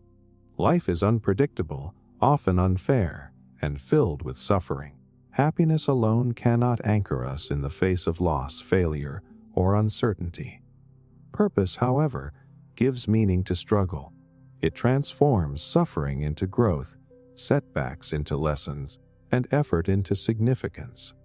When you know why you are doing something, when your actions align with values or goals that matter, the world feels navigable, even if happiness is scarce. Consider historical examples. People who endured extreme hardship, soldiers, activists, explorers, creators, often survived and persevered not because they were happy, but because they believed their actions mattered. Purpose acted as a lifeline, a source of resilience that happiness alone could never provide. Happiness can flicker and vanish, but purpose sustains through the darkest moments. There's also a psychological twist. Pursuing happiness directly can backfire. When we chase pleasure or comfort as a goal, it becomes slippery. Desire intensifies, satisfaction fades, and frustration grows. Purpose, however, is active. It requires effort, attention, and engagement. That engagement itself produces fulfillment. The pursuit of meaning naturally generates joy, connection, and satisfaction as a byproduct, without making them the central, unattainable goal. Purpose also connects us to something larger than ourselves. Whether it's family, community, art, knowledge, or justice, acting with intention links our existence to a broader narrative. That connection amplifies the significance of our lives. Happiness can be isolated, a fleeting personal sensation, but purpose creates a legacy, a pattern, a thread in the tapestry of human experience that outlasts fleeting moods. And there's a subtle truth: we often misinterpret happiness. We expect it to be constant, easy, and effortless, yet life is inherently full of struggle. When happiness fails to meet that expectation, dissatisfaction arises. Purpose, however, accommodates imperfection. It thrives in adversity. It embraces complexity. It allows suffering, effort, and struggle to be meaningful rather than purely painful. That makes it far more durable than the pursuit of pleasure. Even mundane acts become meaningful when they serve purpose. A difficult conversation, a challenging task, a persistent effort at improvement. These may not bring immediate joy, but they feed a larger sense of significance. That ongoing resonance carries deeper weight than momentary pleasure ever could. Purpose transforms the ordinary into enduring value. Ultimately, humans crave the sense that life matters. Happiness is appealing because it feels good now, but it cannot answer the deeper question of why. Purpose fills that gap. It provides orientation, coherence, and motivation in a universe that offers no guarantees. Even in pain or discomfort, a life aligned with purpose feels richer, fuller, and more real than one focused solely on fleeting happiness. So when you notice yourself chasing pleasure, pause and ask why. Is it fleeting satisfaction, or are you seeking something deeper? Happiness is temporary, fragile, and external. Purpose is internal, resilient, and enduring. It gives life a backbone, a narrative, a reason to continue even when circumstances are bleak.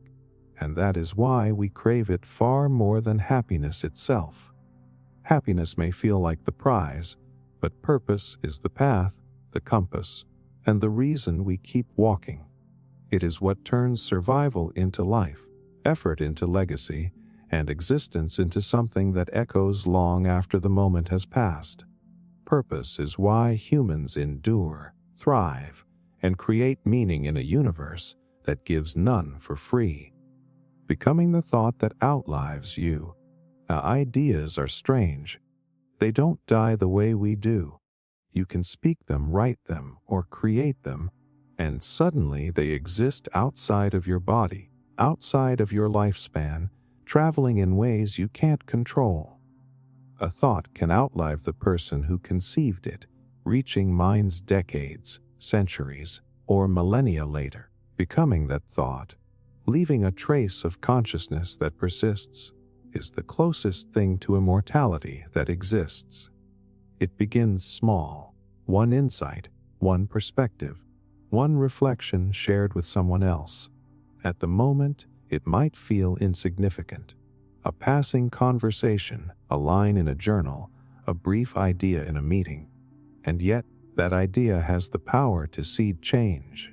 It can inspire action, provoke questioning, or alter perception. Once it escapes your mind, it no longer belongs only to you. It enters the world and takes on a life of its own. Consider how history is shaped. Philosophers, scientists, artists, and writers live on through their ideas, not through their bodies. Socrates' questions ripple through classrooms 2,000 years after his death. Newton's laws still structure our understanding of the universe. A single poem, a short essay, or a simple insight can inspire people who will never know the author personally. Ideas are portable, resilient, and unstoppable. And the remarkable part is that ideas mutate. They evolve in the minds of those who encounter them. A thought you share may be interpreted, expanded, challenged, or transformed. It grows beyond your original intention, extending your influence in unpredictable ways. That is the nature of being a thought that outlives you. It is alive, dynamic, and independent, yet forever connected to its origin. Even ordinary ideas can survive. A clever observation, a piece of advice, a teaching moment. These can travel through time and memory. They persist in conversations, writings, habits, and culture. Influence is not reserved for the famous or historically significant. Every thought we express has the potential to outlast us if it touches a mind willing to carry it forward. Psychologists and cognitive scientists describe this as the transmission of mental content. Ideas are memes in the original sense, units of thought that spread, replicate, and evolve. When you communicate an idea, you seed it in someone else's consciousness. If it resonates, it spreads. If it inspires, it multiplies. And through that process, a part of your mind continues to exist in the world. There is also an emotional component.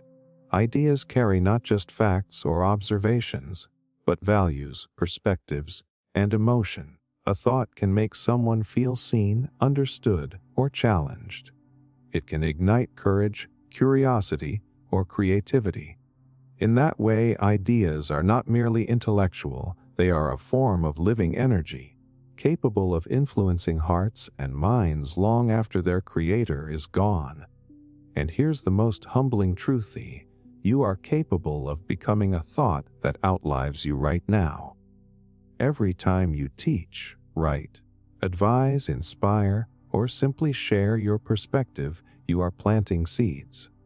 Some will wither, others will grow, but a fraction will survive. They will echo in ways you cannot anticipate, shaping actions, ideas, and even generations. That is the quiet, extraordinary power of thought. Becoming a thought that outlives you also changes the way you live in the present. You begin to recognize that the ideas you nurture, the lessons you share, and the values you express are as important as material achievements. Legacy is not about buildings, money, or fame. It is about the traces of consciousness you leave behind. Every idea, carefully expressed, has the potential to ripple forward through time. And unlike the physical body, ideas are resilient. They can survive centuries in books, letters, recordings, and conversations. They cross oceans, languages, and cultures. They are immune to decay in ways our flesh is not. To become a thought that outlives you is to transcend mortality in a profoundly human way. not through brute force or possession, but through influence, reflection, and resonance. Ultimately, becoming a thought that outlives you is a choice. It requires attention to what you create, to what you communicate, and to how you shape understanding. It demands honesty, clarity, and courage, but the reward is remarkable. A piece of you continues to exist in the world, carried in the minds, hearts, and actions of others. Ideas are immortality in motion. They travel, they evolve, they influence. And when you commit yourself to nurturing thoughts that matter, you achieve something that no body, no fortune, and no fame can offer: presence beyond the constraints of time. To live on as a thought is to participate in the eternal conversation of humanity, a conversation that stretches across generations, continents, and centuries.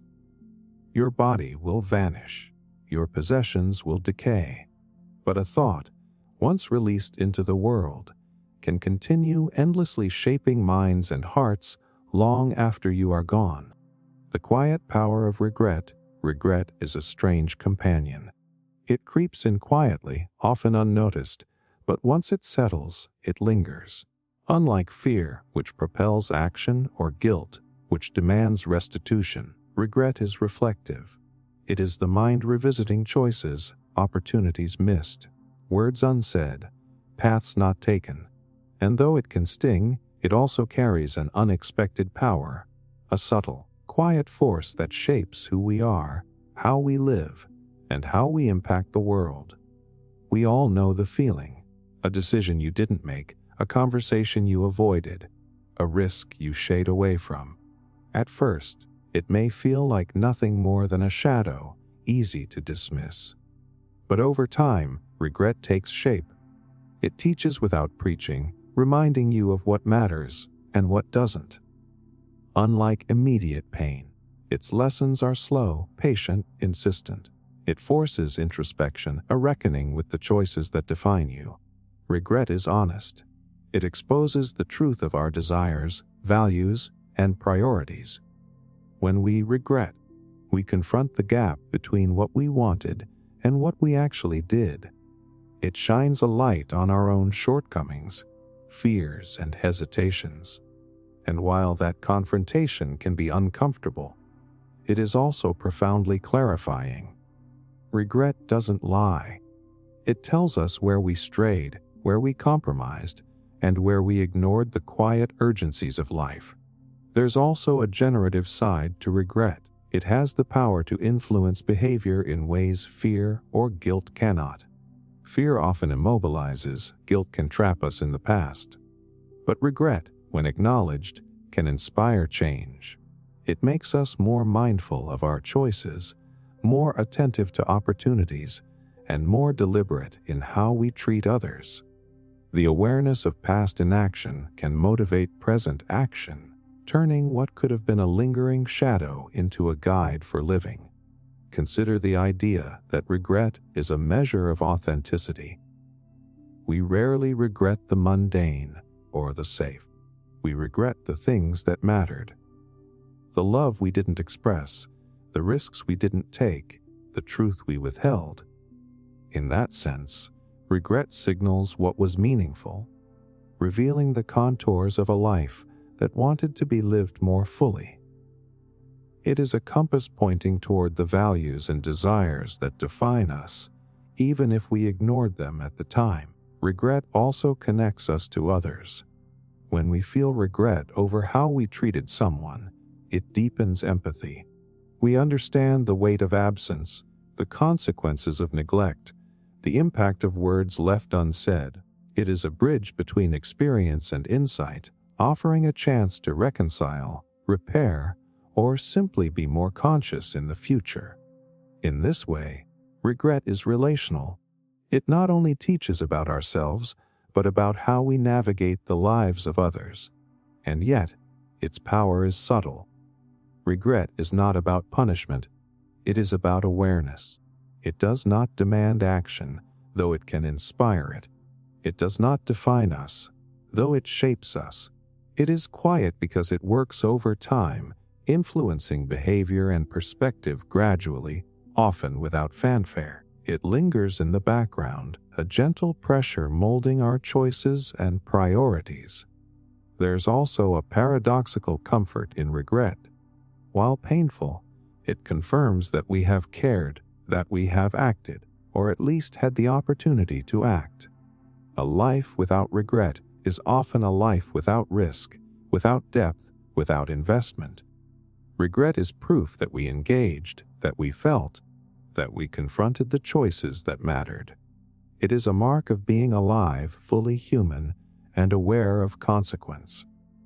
Even in its harshest form, regret carries the potential for legacy. Stories of personal regret, shared honestly, can guide others. Lessons learned from missed opportunities, failures, or hesitation can ripple outward, shaping decisions, fostering empathy, and encouraging courage. The weight of what we wished we had done can become a gift for those who follow, a subtle influence that outlives the original experience. Ultimately, the quiet power of regret lies in its dual nature. It is both a mirror and a teacher. It reflects what we failed to honor in ourselves and others, while simultaneously illuminating paths we might still take. It is painful because it matters, because it points to lost opportunities, and because it asks us to confront what we truly value.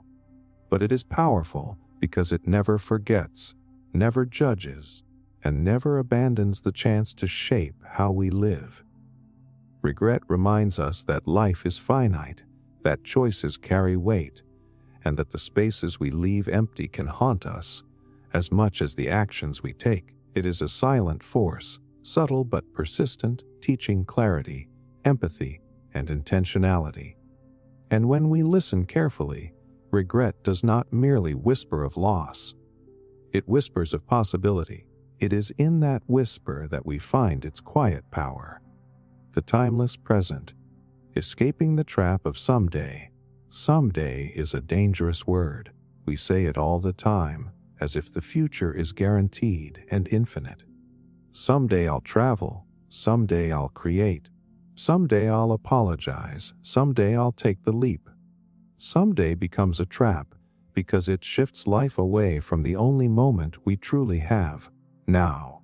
And the truth is, the present is all there ever is. Every second spent waiting for someday is a second lost forever. We convince ourselves that life is long and patient, that opportunities will always exist. But time doesn't negotiate, it marches relentlessly forward. People postpone love, passion, dreams, and courage because they believe the future will provide a safer, better moment. And yet, the future is abstract. It doesn't promise more energy, more clarity, or more security. Someday is a phantom that tempts us into inertia while life quietly slips past. Escaping the trap of someday begins with attention. The present is not just a point in time, it is the only place where action, creation, and change can occur. You can plan, imagine, and dream, but you can only act now.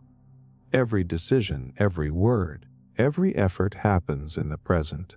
Awareness of this transforms ordinary moments into opportunities. It turns waiting into living. Think about the things you most regret not doing. Almost always, they weren't impossible, they were postponed. They were delayed for the right moment that never came. Waiting for clarity, comfort, or courage often results in missed experiences that could have shaped your life, relationships, or self-perception. Someday is seductive because it promises safety, but in truth it often guarantees loss. The timeless present is a mindset. It is the ability to inhabit the now fully, to act with intention, and to recognize that immediacy is both fleeting and profound. When you stop deferring, when you stop imagining that the world will align perfectly at some future date, you unlock the freedom to live deliberately. Decisions become sharper, priorities clearer, and life richer. The mundane transforms into significance because it is embraced consciously. Creativity, connection, and courage all thrive in the timeless present. Waiting diminishes them. A novel isn't written by someday, it is written word by word today. A conversation isn't repaired by someday, it is repaired now. A risk isn't taken someday, it is taken in this moment. The present is both the laboratory and the canvas of existence. Someday is merely an illusion of time that robs life of its vitality. There's also a paradoxical liberation here. When you embrace the timeless present, the pressure of perfection dissolves. You no longer wait for the ideal conditions that may never arrive. You act with what you have, with who you are, with the resources at hand. Imperfect, immediate action is far more powerful than perfect, postponed plans. Life grows expansive when you stop deferring it to an abstract future. Even small acts become profound in this framework. A message sent, a hand held, a task begun, a risk attempted, all matter because they are rooted in immediacy. The accumulation of present, focused choices defines a life far more than imagined future intentions ever could. Living in the timeless present allows for agency, for influence, for impact, because action is no longer delayed by a phantom someday. The trap of someday is subtle because it masquerades as prudence. Planning and patience are valuable, but waiting endlessly under the guise of preparation is not wisdom.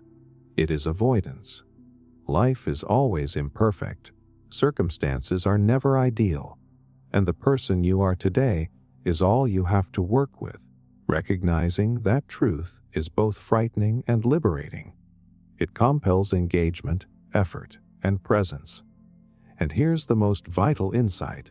The timeless present is eternal in experience. Time unfolds as a series of nows.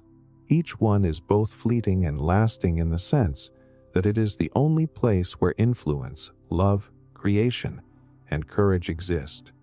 Someday never arrives as a concrete moment. Only now is real. Only now can be transformed into memory, impact, or legacy. To live fully is to inhabit the timeless present. To act, to speak, to create, to love, and to risk today. To notice what is around you. To seize opportunity, to stop deferring life to an imagined tomorrow.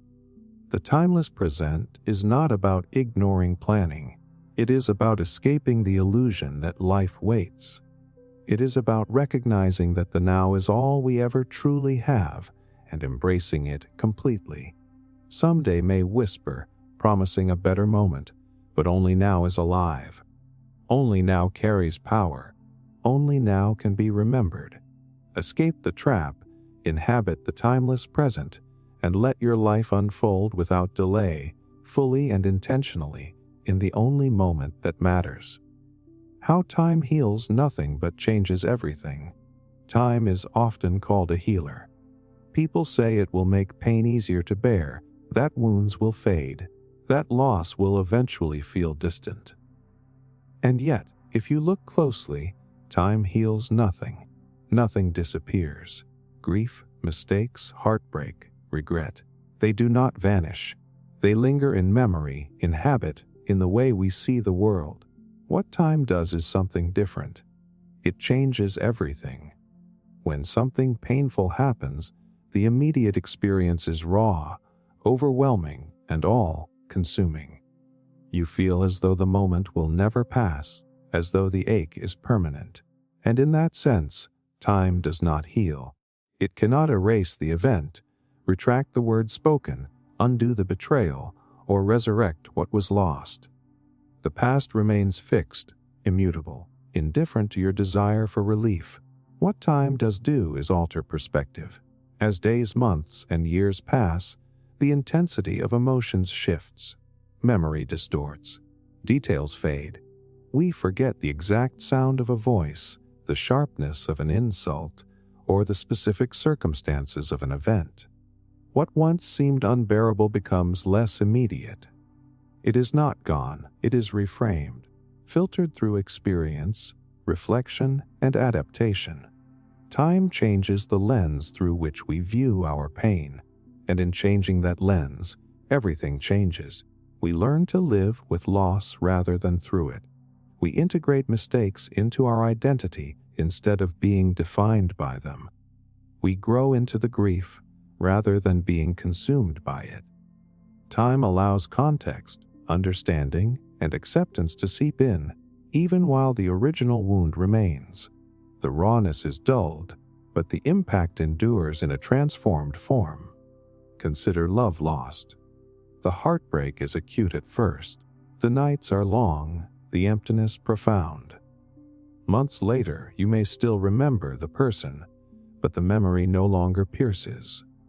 You recall the joy and the pain together, and that amalgam shapes how you approach relationships, how you love, how you protect yourself, how you take risks. Time changes you, but it does not erase the experience. The same is true for personal failure or regret. You may have acted wrongly or missed opportunities, and those moments never disappear. Time does not undo choices, but it changes the way you interpret them, the lessons you extract, and the wisdom you carry forward. What once seemed like an insurmountable error becomes a guide, a caution, or even a motivator. Pain remains, but its function evolves. There is a subtle brilliance in this. The immutability of the past gives life weight, while the passage of time gives life adaptability. Time allows emotional survival without demanding erasure. It forces perspective, reflection, and reinterpretation. The present is reshaped by memory, emotion, and action. We are not freed from the past, but we are made capable of carrying it differently, and time changes not only perception but also relationships. People drift apart, grow, or die. The wounds inflicted or received remain, but our engagement with those wounds transforms. We forgive or let go. We adapt expectations. We learn to cherish, to protect, and to understand differently. The flow of time doesn't heal the heart, it teaches it how to live with itself. The paradox is striking. Time is powerless to erase, yet it is powerful to transform. Pain, loss, and regret remain facts of our lives, but the meaning, the interpretation, the emotional weight, all of that evolves. The raw edges soften, the lessons emerge, and the soul stretches to accommodate the unchangeable. What we carry forward is not less but different. Even joy, nostalgia, and memory are reshaped by time. Happiness remembered is tinged with melancholy. Triumphs become wisdom. Moments of connection become stories that guide behavior. Nothing disappears, everything is altered. Time is a sculptor, not a healer. It does not erase the mark of experience, it reinterprets it, reshaping life in ways we rarely notice as they happen. So when people say time heals, understand the truth beneath it. The past remains intact, immutable, undeniable. What time changes is everything else. Perspective, emotion, resilience, understanding, and identity. Life after pain is never the same as life before, but it is survivable, navigable, and in many ways richer because of what has been endured. Time heals nothing, but in changing everything, it allows us to continue. It transforms suffering into insight, regret into guidance, and loss into presence. It teaches that permanence exists in memory and consequence, while growth exists in adaptation. Pain is never erased, but life persists, altered and deepened by the relentless, indifferent passage of time. The beauty of things that don't last, impermanence, is woven into everything we experience. Flowers bloom and wither. Sunsets blaze brilliantly and then vanish. Friendships shift. People age. Laughter fades into memory. We instinctively crave permanence, yet the truth is that the fleeting nature of life is where its beauty often hides. Things that don't last carry a weight, a poignancy, a vibrancy that permanence could never provide. Think about the first time you experienced something you loved. A summer day, a first kiss, a breathtaking view. You knew, even if only subconsciously, that it would not last. That awareness, that quiet edge of transience makes the moment sharper, more intense. If every sunrise and every hug were eternal, would we notice them at all? The fragility of experience forces presence. It forces us to pay attention. Impermanence gives life urgency. It makes small moments significant. A conversation, a touch, a smile gains weight because it is finite. Without the limit of time, we would drift through life numb to the fleeting joys and sorrows around us. The ephemeral reminds us to notice, to feel, to care, and to act. It transforms ordinary moments into treasures. Even grief and loss carry their own form of beauty. We mourn what was temporary because it mattered. The depth of sorrow mirrors the depth of love or connection. It is a reminder that what passes leaves traces, imprints, and echoes in our consciousness. To experience loss is to acknowledge the intensity of life itself. Impermanence gives meaning to attachment. Art, music, and storytelling thrive on impermanence. A song lasts 3 minutes. A painting will eventually fade. A performance exists only in memory after it ends. That brevity amplifies impact. Knowing that the experience is temporary heightens perception. Every note, brushstroke, or word carries a resonance precisely because it is finite. The ephemeral becomes precious. Even personal growth and transformation rely on transience. Youth slips away, ideas evolve, and relationships change. Each stage of life is temporary, yet each is essential. The impermanent nature of identity, emotion, and circumstance pushes us to adapt, reflect, and fully inhabit the moment. It is through change that we discover depth, resilience, and perspective. There's also a paradox: permanence can feel static, but impermanence brings motion, dynamism, and life. The fact that things end doesn't diminish their value, it defines it. A flower is not less beautiful because it will die. It is beautiful because it blooms at all. A conversation is not less meaningful because it concludes. It matters because it exists in time. Fleetingness is not loss. It is definition. And impermanence teaches gratitude. When we recognize that nothing lasts forever, we are compelled to savor, to engage, to embrace. We notice details that would otherwise go unseen. We invest attention, love, and care in moments, knowing that once they pass, they cannot be reclaimed. The ephemeral creates intensity and significance. Even failure and struggle possess fleeting beauty. Pain does not last forever, yet it shapes us, leaving lessons and perspectives that endure. Temporary challenges force growth and adaptation. Life's impermanent hardships, like its joys, are moments that pass but transform. The transient nature of struggle is what makes survival, resilience, and triumph meaningful. Perhaps the most profound lesson of impermanence is humility. To witness the passage of time, to feel the fragility of existence, is to recognize that control is limited, and yet life is vivid, urgent, and miraculous. The beauty of things that don't last lies precisely in this tension. They exist fully, but briefly, asking for presence, attention, and awe. Impermanence is not a limitation. It is the very essence of vitality. The fleeting is what makes life intimate, precious, and alive. Everything that passes carries weight because it is finite. Everything that fades leaves impact because it mattered while it lasted. The ephemeral is the canvas on which memory, emotion, and meaning are painted. To cherish what doesn't last is to live fully. To embrace the transient is to recognize the extraordinary within ordinary moments. Flowers will wither, sunsets will vanish, and people will leave.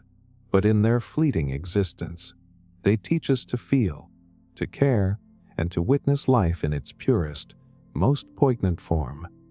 The beauty of impermanence is that it gives everything significance, urging us to be present, to love deeply, and to notice before it slips away. The soul's desire to be remembered. There's a quiet pulse inside every human being, a drive, almost instinctual, to leave a mark. Not wealth, not possessions, not accolades, but a trace of ourselves that outlives the body, a whisper of existence that lingers after we're gone. Call it vanity, call it instinct, call it the soul's longing. The desire to be remembered is fundamental. It is as natural as breathing, and as inevitable as death. We see it in the small ways people act. Photographs carefully taken and shared, journals written and hidden, stories passed along, names carved into trees, messages tucked inside bottles. Even when life feels ordinary, there is a yearning to create something that says, I was here. I mattered. My existence rippled beyond itself. The human soul doesn't just want to live, it wants its life to echo. Think about memory. When someone dies, the body returns to the earth, but the stories, gestures, and influence remain.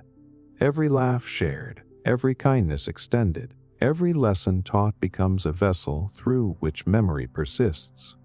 To be remembered is to continue, not in flesh, but in consciousness. And that continuation is profoundly human. It is both a comfort and a motivation, a force that shapes decisions and actions even in life. Art, literature, and creation are perhaps the clearest expression of this desire. We write, paint, sculpt, compose, not simply for the moment of creation, but in hope that someone, someday, will encounter it and feel the presence of the Creator.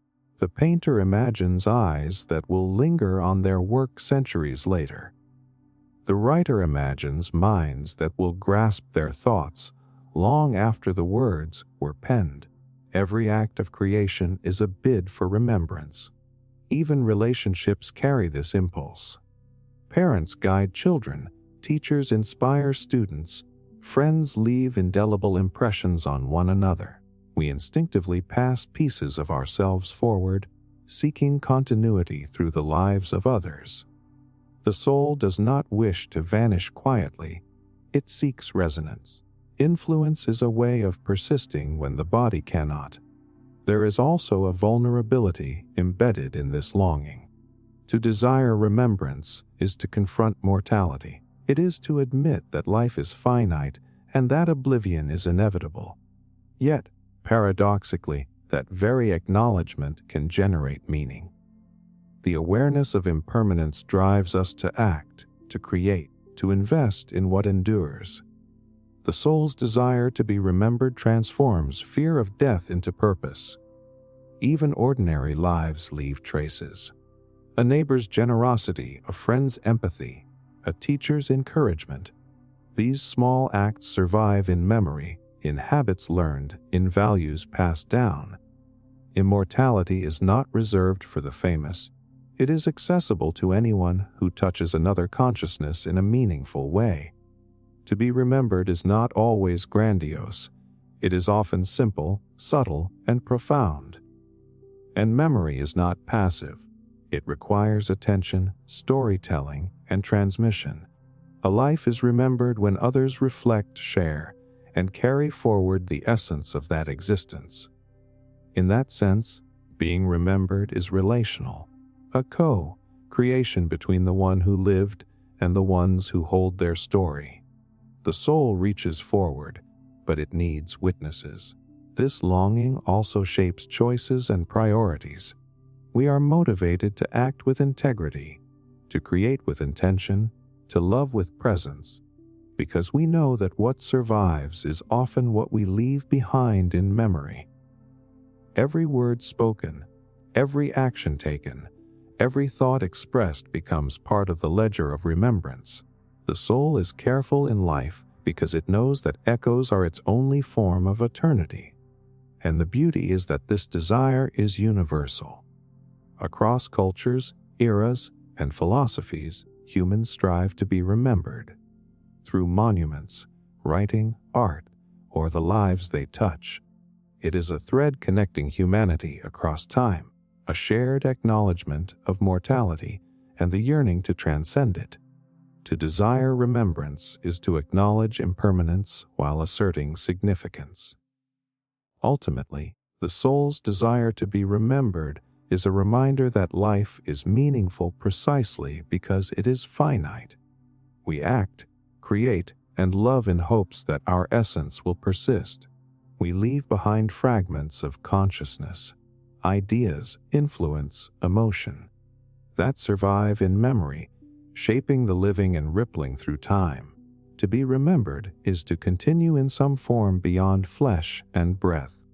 It is to assert that existence matters, that presence has weight, that life can echo, and in that yearning lies both vulnerability and beauty. A quiet, persistent force that drives creation, connection, and legacy long after we have departed.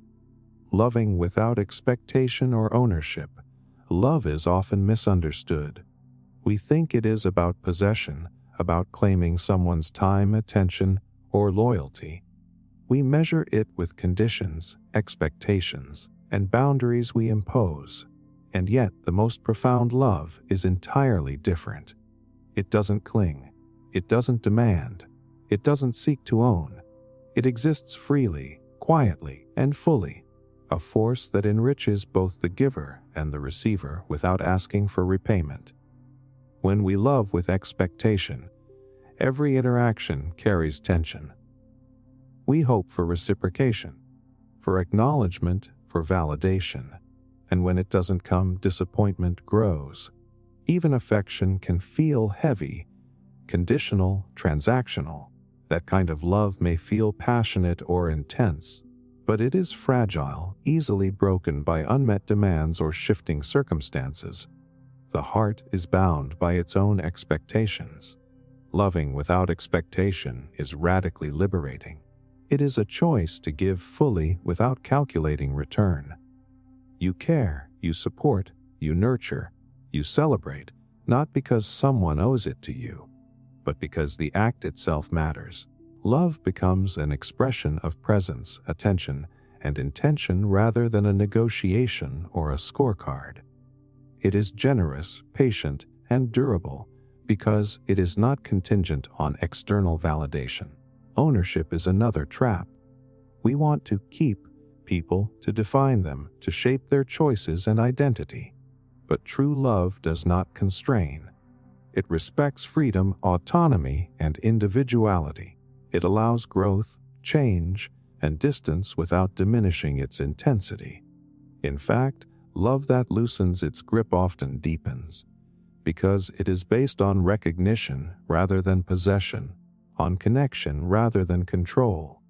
Think about the people you've truly admired or loved from afar. Mentors, friends, partners, even strangers who moved you. The connection does not rely on ownership. You feel something, you are affected, and yet you do not control their choices or demand their attention. That is a purer form of influence and intimacy, one that thrives on respect and presence. Psychologists and philosophers alike note that unconditional love is transformative. When expectation is removed, the emotional burden decreases. Anxiety about approval or fear of loss fades. Relationships become less about survival and more about flourishing, about shared experience rather than mutual obligation. Love becomes a mirror of generosity, reflecting care without needing reflection in return. And this is not abstract. Loving without expectation or ownership changes the way we interact daily. It changes conversations, gestures, and decisions. You can offer support without strings. You can forgive without bargaining. You can celebrate without claiming. Even small acts, listening attentively, offering a helping hand, expressing gratitude, become more meaningful because they are unencumbered by ulterior motive. There is also a paradox. By relinquishing expectation, love often becomes stronger. When you release the need for control, you invite authenticity, trust, and intimacy. People respond not because they are compelled, but because they are free to do so. Connection deepens because it is chosen, not coerced. Love thrives in freedom, not confinement. This kind of love is not easy. Our instincts crave security, reciprocity, and reassurance. Letting go of these impulses requires courage, mindfulness, and patience. It requires embracing vulnerability without attachment to outcome. But the reward is profound. A love that endures turbulence, distance, and change. A love that enriches life without depleting the giver. A love that exists as a pure presence in the world. And the beauty is that it transcends the personal. Loving without expectation or ownership ripples outward. It shapes how we relate to friends, family, colleagues, even strangers. It teaches generosity of spirit, empathy, and patience.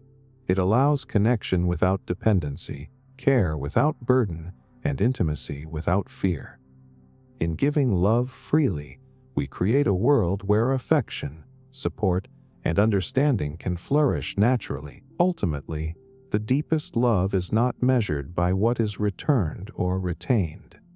It is measured by its intensity, its authenticity, and its freedom. To love in this way is to participate in something larger than desire, ego, or possession. It is to love fully, openly, and courageously, without strings or fences. When expectation and ownership fall away, what remains is pure connection. A love that is alive, present, and transformative. A love that cannot be taken or diminished. A love that exists because it chooses to freely and entirely, in every moment it is felt. That is the quiet, enduring power of unconditional love. Who are you without your memories? Memories are strange. They feel like who we are, yet they are fragile, selective, and constantly reshaped. Think about it: your identity, your sense of self, your likes, dislikes, fears, and passions. All of it is tied to recollection. Every choice, every habit, every belief is threaded through the stories you tell yourself about the past. But what happens if those memories vanish? Who are you without them? Imagine waking up tomorrow and forgetting your childhood, your friendships, your triumphs, your mistakes. You might remember how to tie your shoes or brush your teeth, but the narrative that binds your life, that gives it continuity, is gone. Suddenly, you are a stranger to yourself. Your relationships, once familiar, feel alien. The person in the mirror looks like someone else because the context that made you, is missing. Memories do more than record events. They create identity. When you recall a triumph, you carry confidence forward. When you recall a mistake, you carry caution or humility. Even mundane experiences shape patterns of thought, emotion, and behavior. Memories are the scaffolding that supports the architecture of self. Without them, the structure collapses. You might act, move, and interact, but the sense of who you are, the continuity that gives life meaning, would fragment. There's also an emotional dimension. Memory connects you to love, loss, and empathy. You remember the touch of a parent, the laughter of a friend, the heartbreak of rejection. Without memory, those feelings lose their anchor. Love becomes abstract. Grief disappears not because it is resolved, but because its source is gone. The heart can still feel, but it floats untethered, without context or narrative. Even perception of the future relies on memory. Anticipation, planning, hope, and fear are built on prior experience. If memories vanish, decision-making loses depth. Lessons from past mistakes vanish, intuition falters, and patterns that once guided behavior become unreliable. Without memory, survival itself becomes tenuous. Identity is not just emotional, it is functional. And yet, this is not merely a cautionary thought. It illuminates the remarkable role memory plays in shaping life. Every recollection, every reflection, every story you tell yourself is a thread weaving together a coherent self. Memory is not just a record, it is an active agent, constantly constructing and reconstructing identity. You are not born fully formed, you are built by experience, encoded in memory, and lived through recollection. There's a paradox here. Memory is imperfect, it forgets, distorts, and embellishes. Yet without it, even flawed, we lose the very essence of existence. We are defined not by perfection, but by the accumulation of remembered moments, victories, failures, joys, regrets, that shape thought, emotion, and action. Memory is both fragile and foundational, unreliable and indispensable. Consider people who suffer memory loss through trauma, disease, or age. They may retain skills and habits, but the narrative that gives life texture often erodes. Friends and family may remain familiar in gestures, yet the personal significance fades. Identity becomes fluid, fragmented, and sometimes unrecognizable. Who they were persists only in the perception of others, highlighting how deeply our own sense of self is bound to recollection. Memories also connect us across generations. Stories passed down, lessons taught, traditions preserved. They form a chain that links past and present. Without memory, continuity is broken, culture becomes disconnected, and meaning fragments. Identity is not merely personal, it is social, historical, and relational, all sustained by memory. Ultimately, asking who you are without your memories is not just philosophical. It is a reminder of how profoundly memory shapes life. We are the sum of our recollections, the accumulation of experience woven into selfhood. Remove those threads, and the tapestry unravels.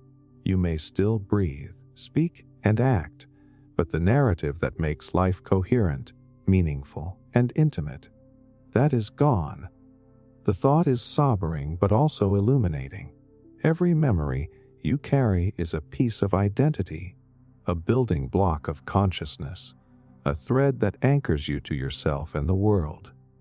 To live consciously is to honor that continuity, to understand that who you are is inseparable from the story memory tells, and to recognize that the self is not fixed. It is remembered. Without memory, the body survives, but the soul, the person, the narrative that makes life yours, that is what truly vanishes. And in realizing that, you understand how precious each recollection, each lesson, each remembered moment really is. The death of the ego and the birth of eternity. The ego is a funny thing. It insists that you are separate, that the world revolves around you, that your fears, desires, and achievements define the measure of life. It is the voice that whispers constantly, protect yourself, assert yourself, accumulate, prove your worth. And yet, the ego is fragile, temporary, and ultimately illusory.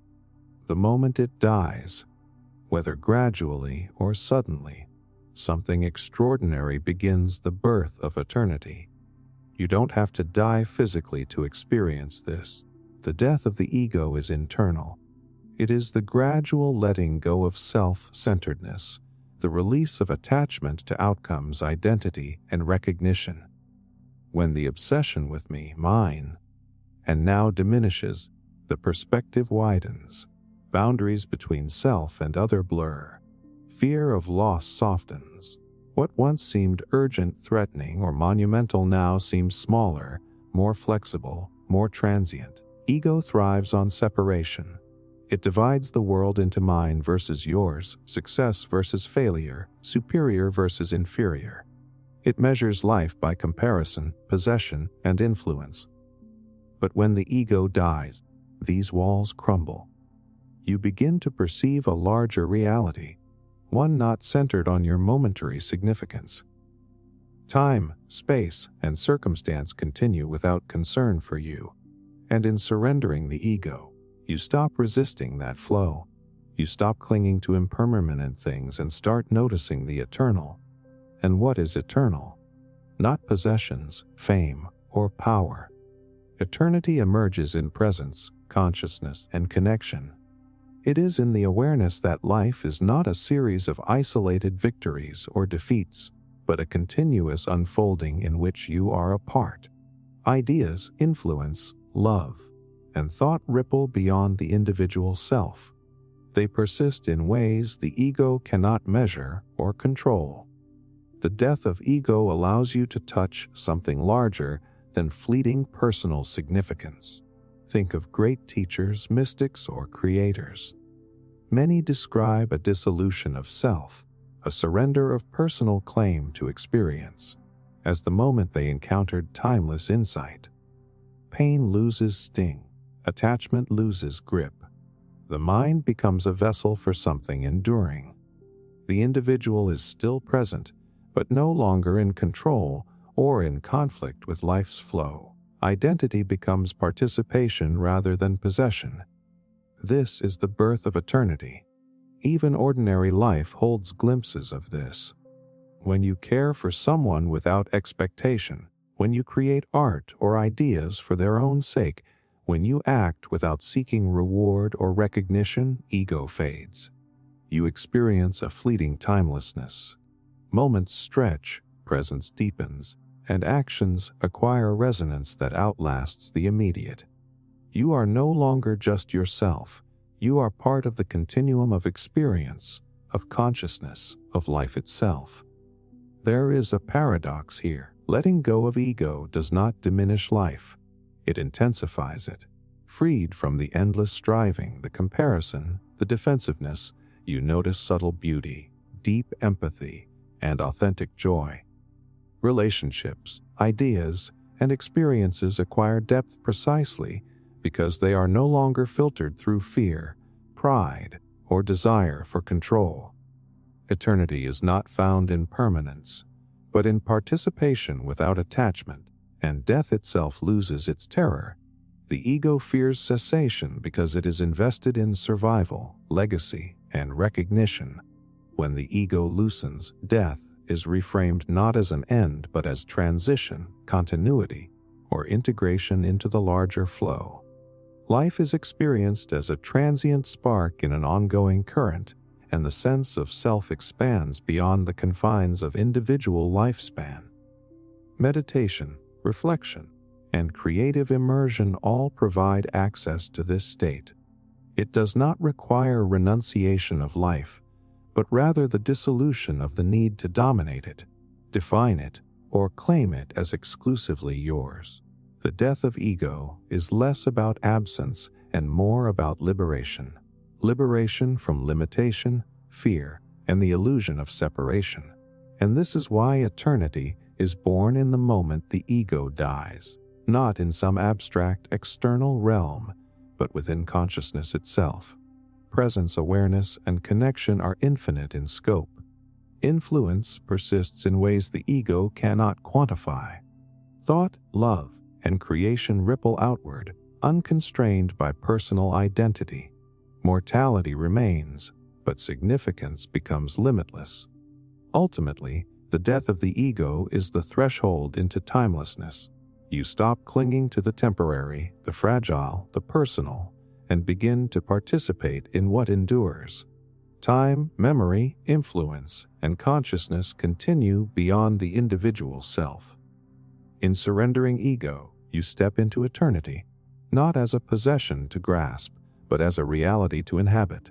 Ego dies, fear loosens, attachment fades. What remains is presence, awareness, and resonance, a life unbounded, a self that touches infinity, a consciousness that participates in the eternal flow of existence. And in that, immortality is not sought, it is realized. The illusion of control over time. Control over time is one of the most seductive illusions we cling to.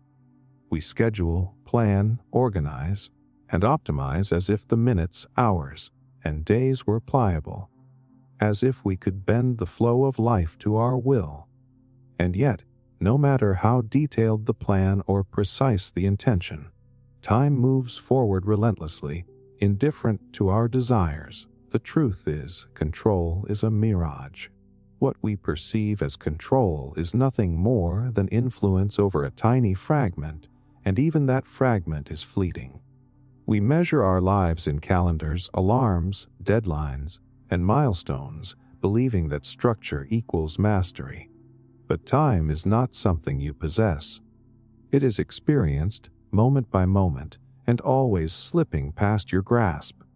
The second you try to hold it, it changes. A conversation runs too long or ends too quickly. A child grows before you are ready. A loved one departs unexpectedly. Plans unravel. Time does not negotiate, it persists. The illusion of control arises from fear. We fear loss, chaos, and uncertainty, so we try to cage time with schedules and routines. We postpone, delay, and manipulate our environment to create the sense of predictability. But time is not a tool to be wielded. It is a current to be navigated. The more we insist on controlling it, the more we are confronted with its indifference, and the more anxiety grows. Paradoxically, surrendering the illusion of control reveals freedom. When you stop trying to dominate time, you start to inhabit it. Presence replaces obsession with planning. Awareness replaces anxiety. You notice the texture of life, the sound of leaves in the wind, the warmth of a smile, the fleeting brilliance of a sunset, instead of always looking forward, trying to orchestrate the next moment. Time becomes a medium, not a constraint. Even creativity thrives under this principle. Writers, artists, and thinkers often speak of being in the flow, a state where effort and control dissolve, and time seems to expand or contract unpredictably. Trying to force inspiration or impose rigid schedules rarely works. When control is released, engagement deepens. Time is no longer an adversary, but a companion in the act of creation, and mortality makes the illusion even more apparent. Life is finite, yet we act as if it is infinite, deferring love, courage, and purpose to some future moment. We assume we can manipulate the hours ahead. We plan for someday, imagining that someday is ours to command. But time does not pause, wait, or conform. Each moment is given, precious precisely because it cannot be controlled. The truth is humbling. Life unfolds whether we are ready or not, aware or distracted, prepared or unprepared. Control is limited to intention, attention, and choice in the present moment.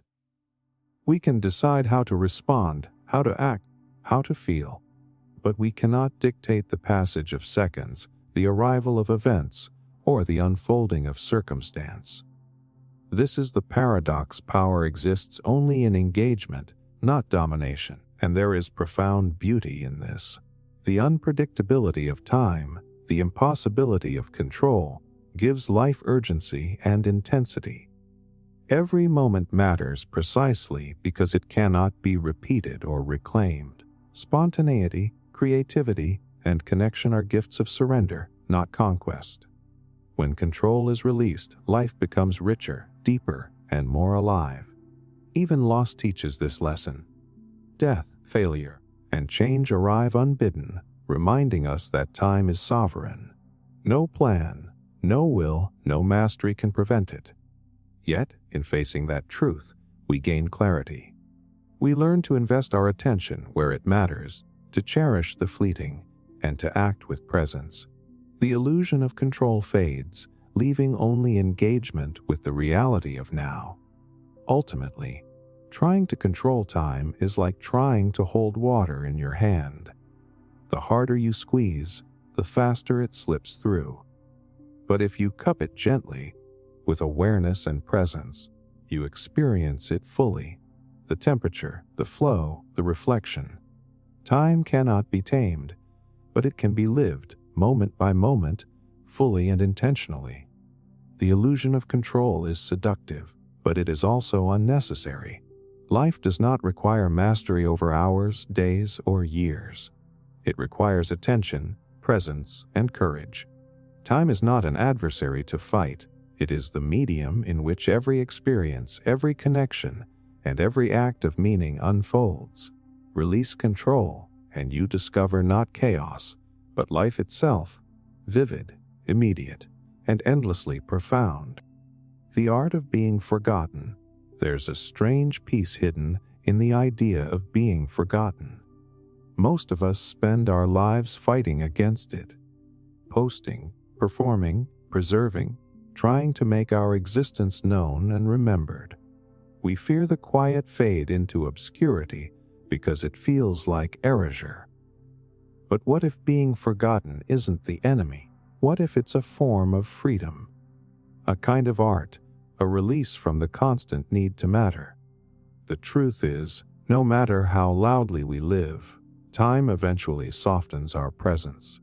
The people who once knew every detail of your life will one day forget the sound of your voice, the rhythm of your laughter, even your face.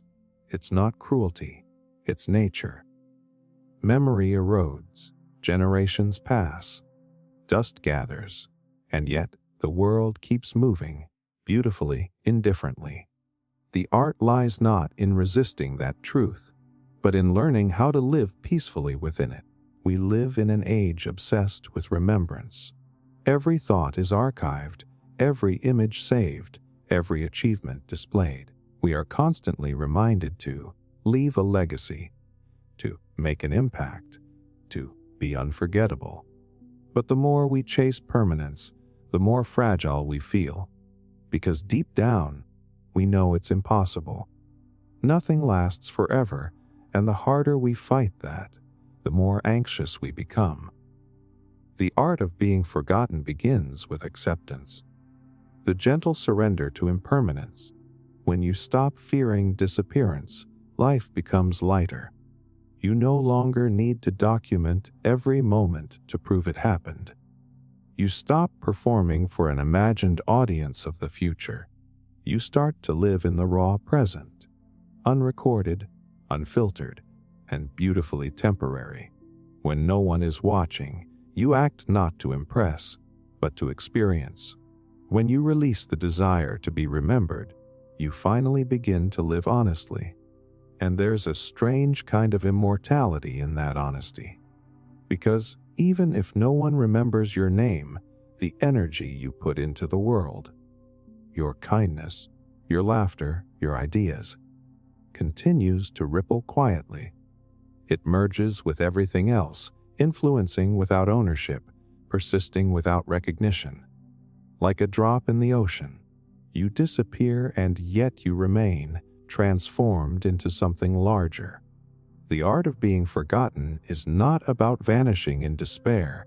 It's about dissolving gracefully into life itself. Think of it as a return, from ego to essence, from performance to presence. When you stop trying to be remembered, you stop living from fear. You start living from truth. You love more freely. You create without needing praise. You give without needing credit. You exist without needing to be seen. This doesn't mean life loses meaning. In fact, it becomes more meaningful. Every act, every word, every gesture gains depth precisely because it's fleeting. A conversation that no one records still matters.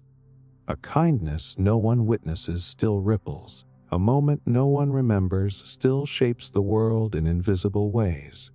The beauty of impermanence is that it forces you to be awake, to savor, to participate, to let go. There's also humility in accepting that history doesn't need to remember us. Billions have come before, each with dreams, loves, and struggles as vivid as ours. Most are forgotten, and yet their existence built the world we now inhabit. Their stories may be gone, but their impact remains, scattered across the fabric of time. Being forgotten doesn't mean being erased. It means becoming part of something vast and continuous, the ongoing story of humanity.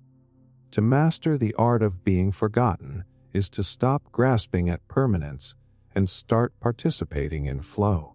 It's to find beauty in transience, to recognize that value isn't tied to visibility. A sunset leaves no mark, yet its beauty is undeniable. A melody fades, yet it lingers in the air for a heartbeat that changes you. You don't need to be remembered to have mattered. And perhaps, in the end, that's what peace looks like.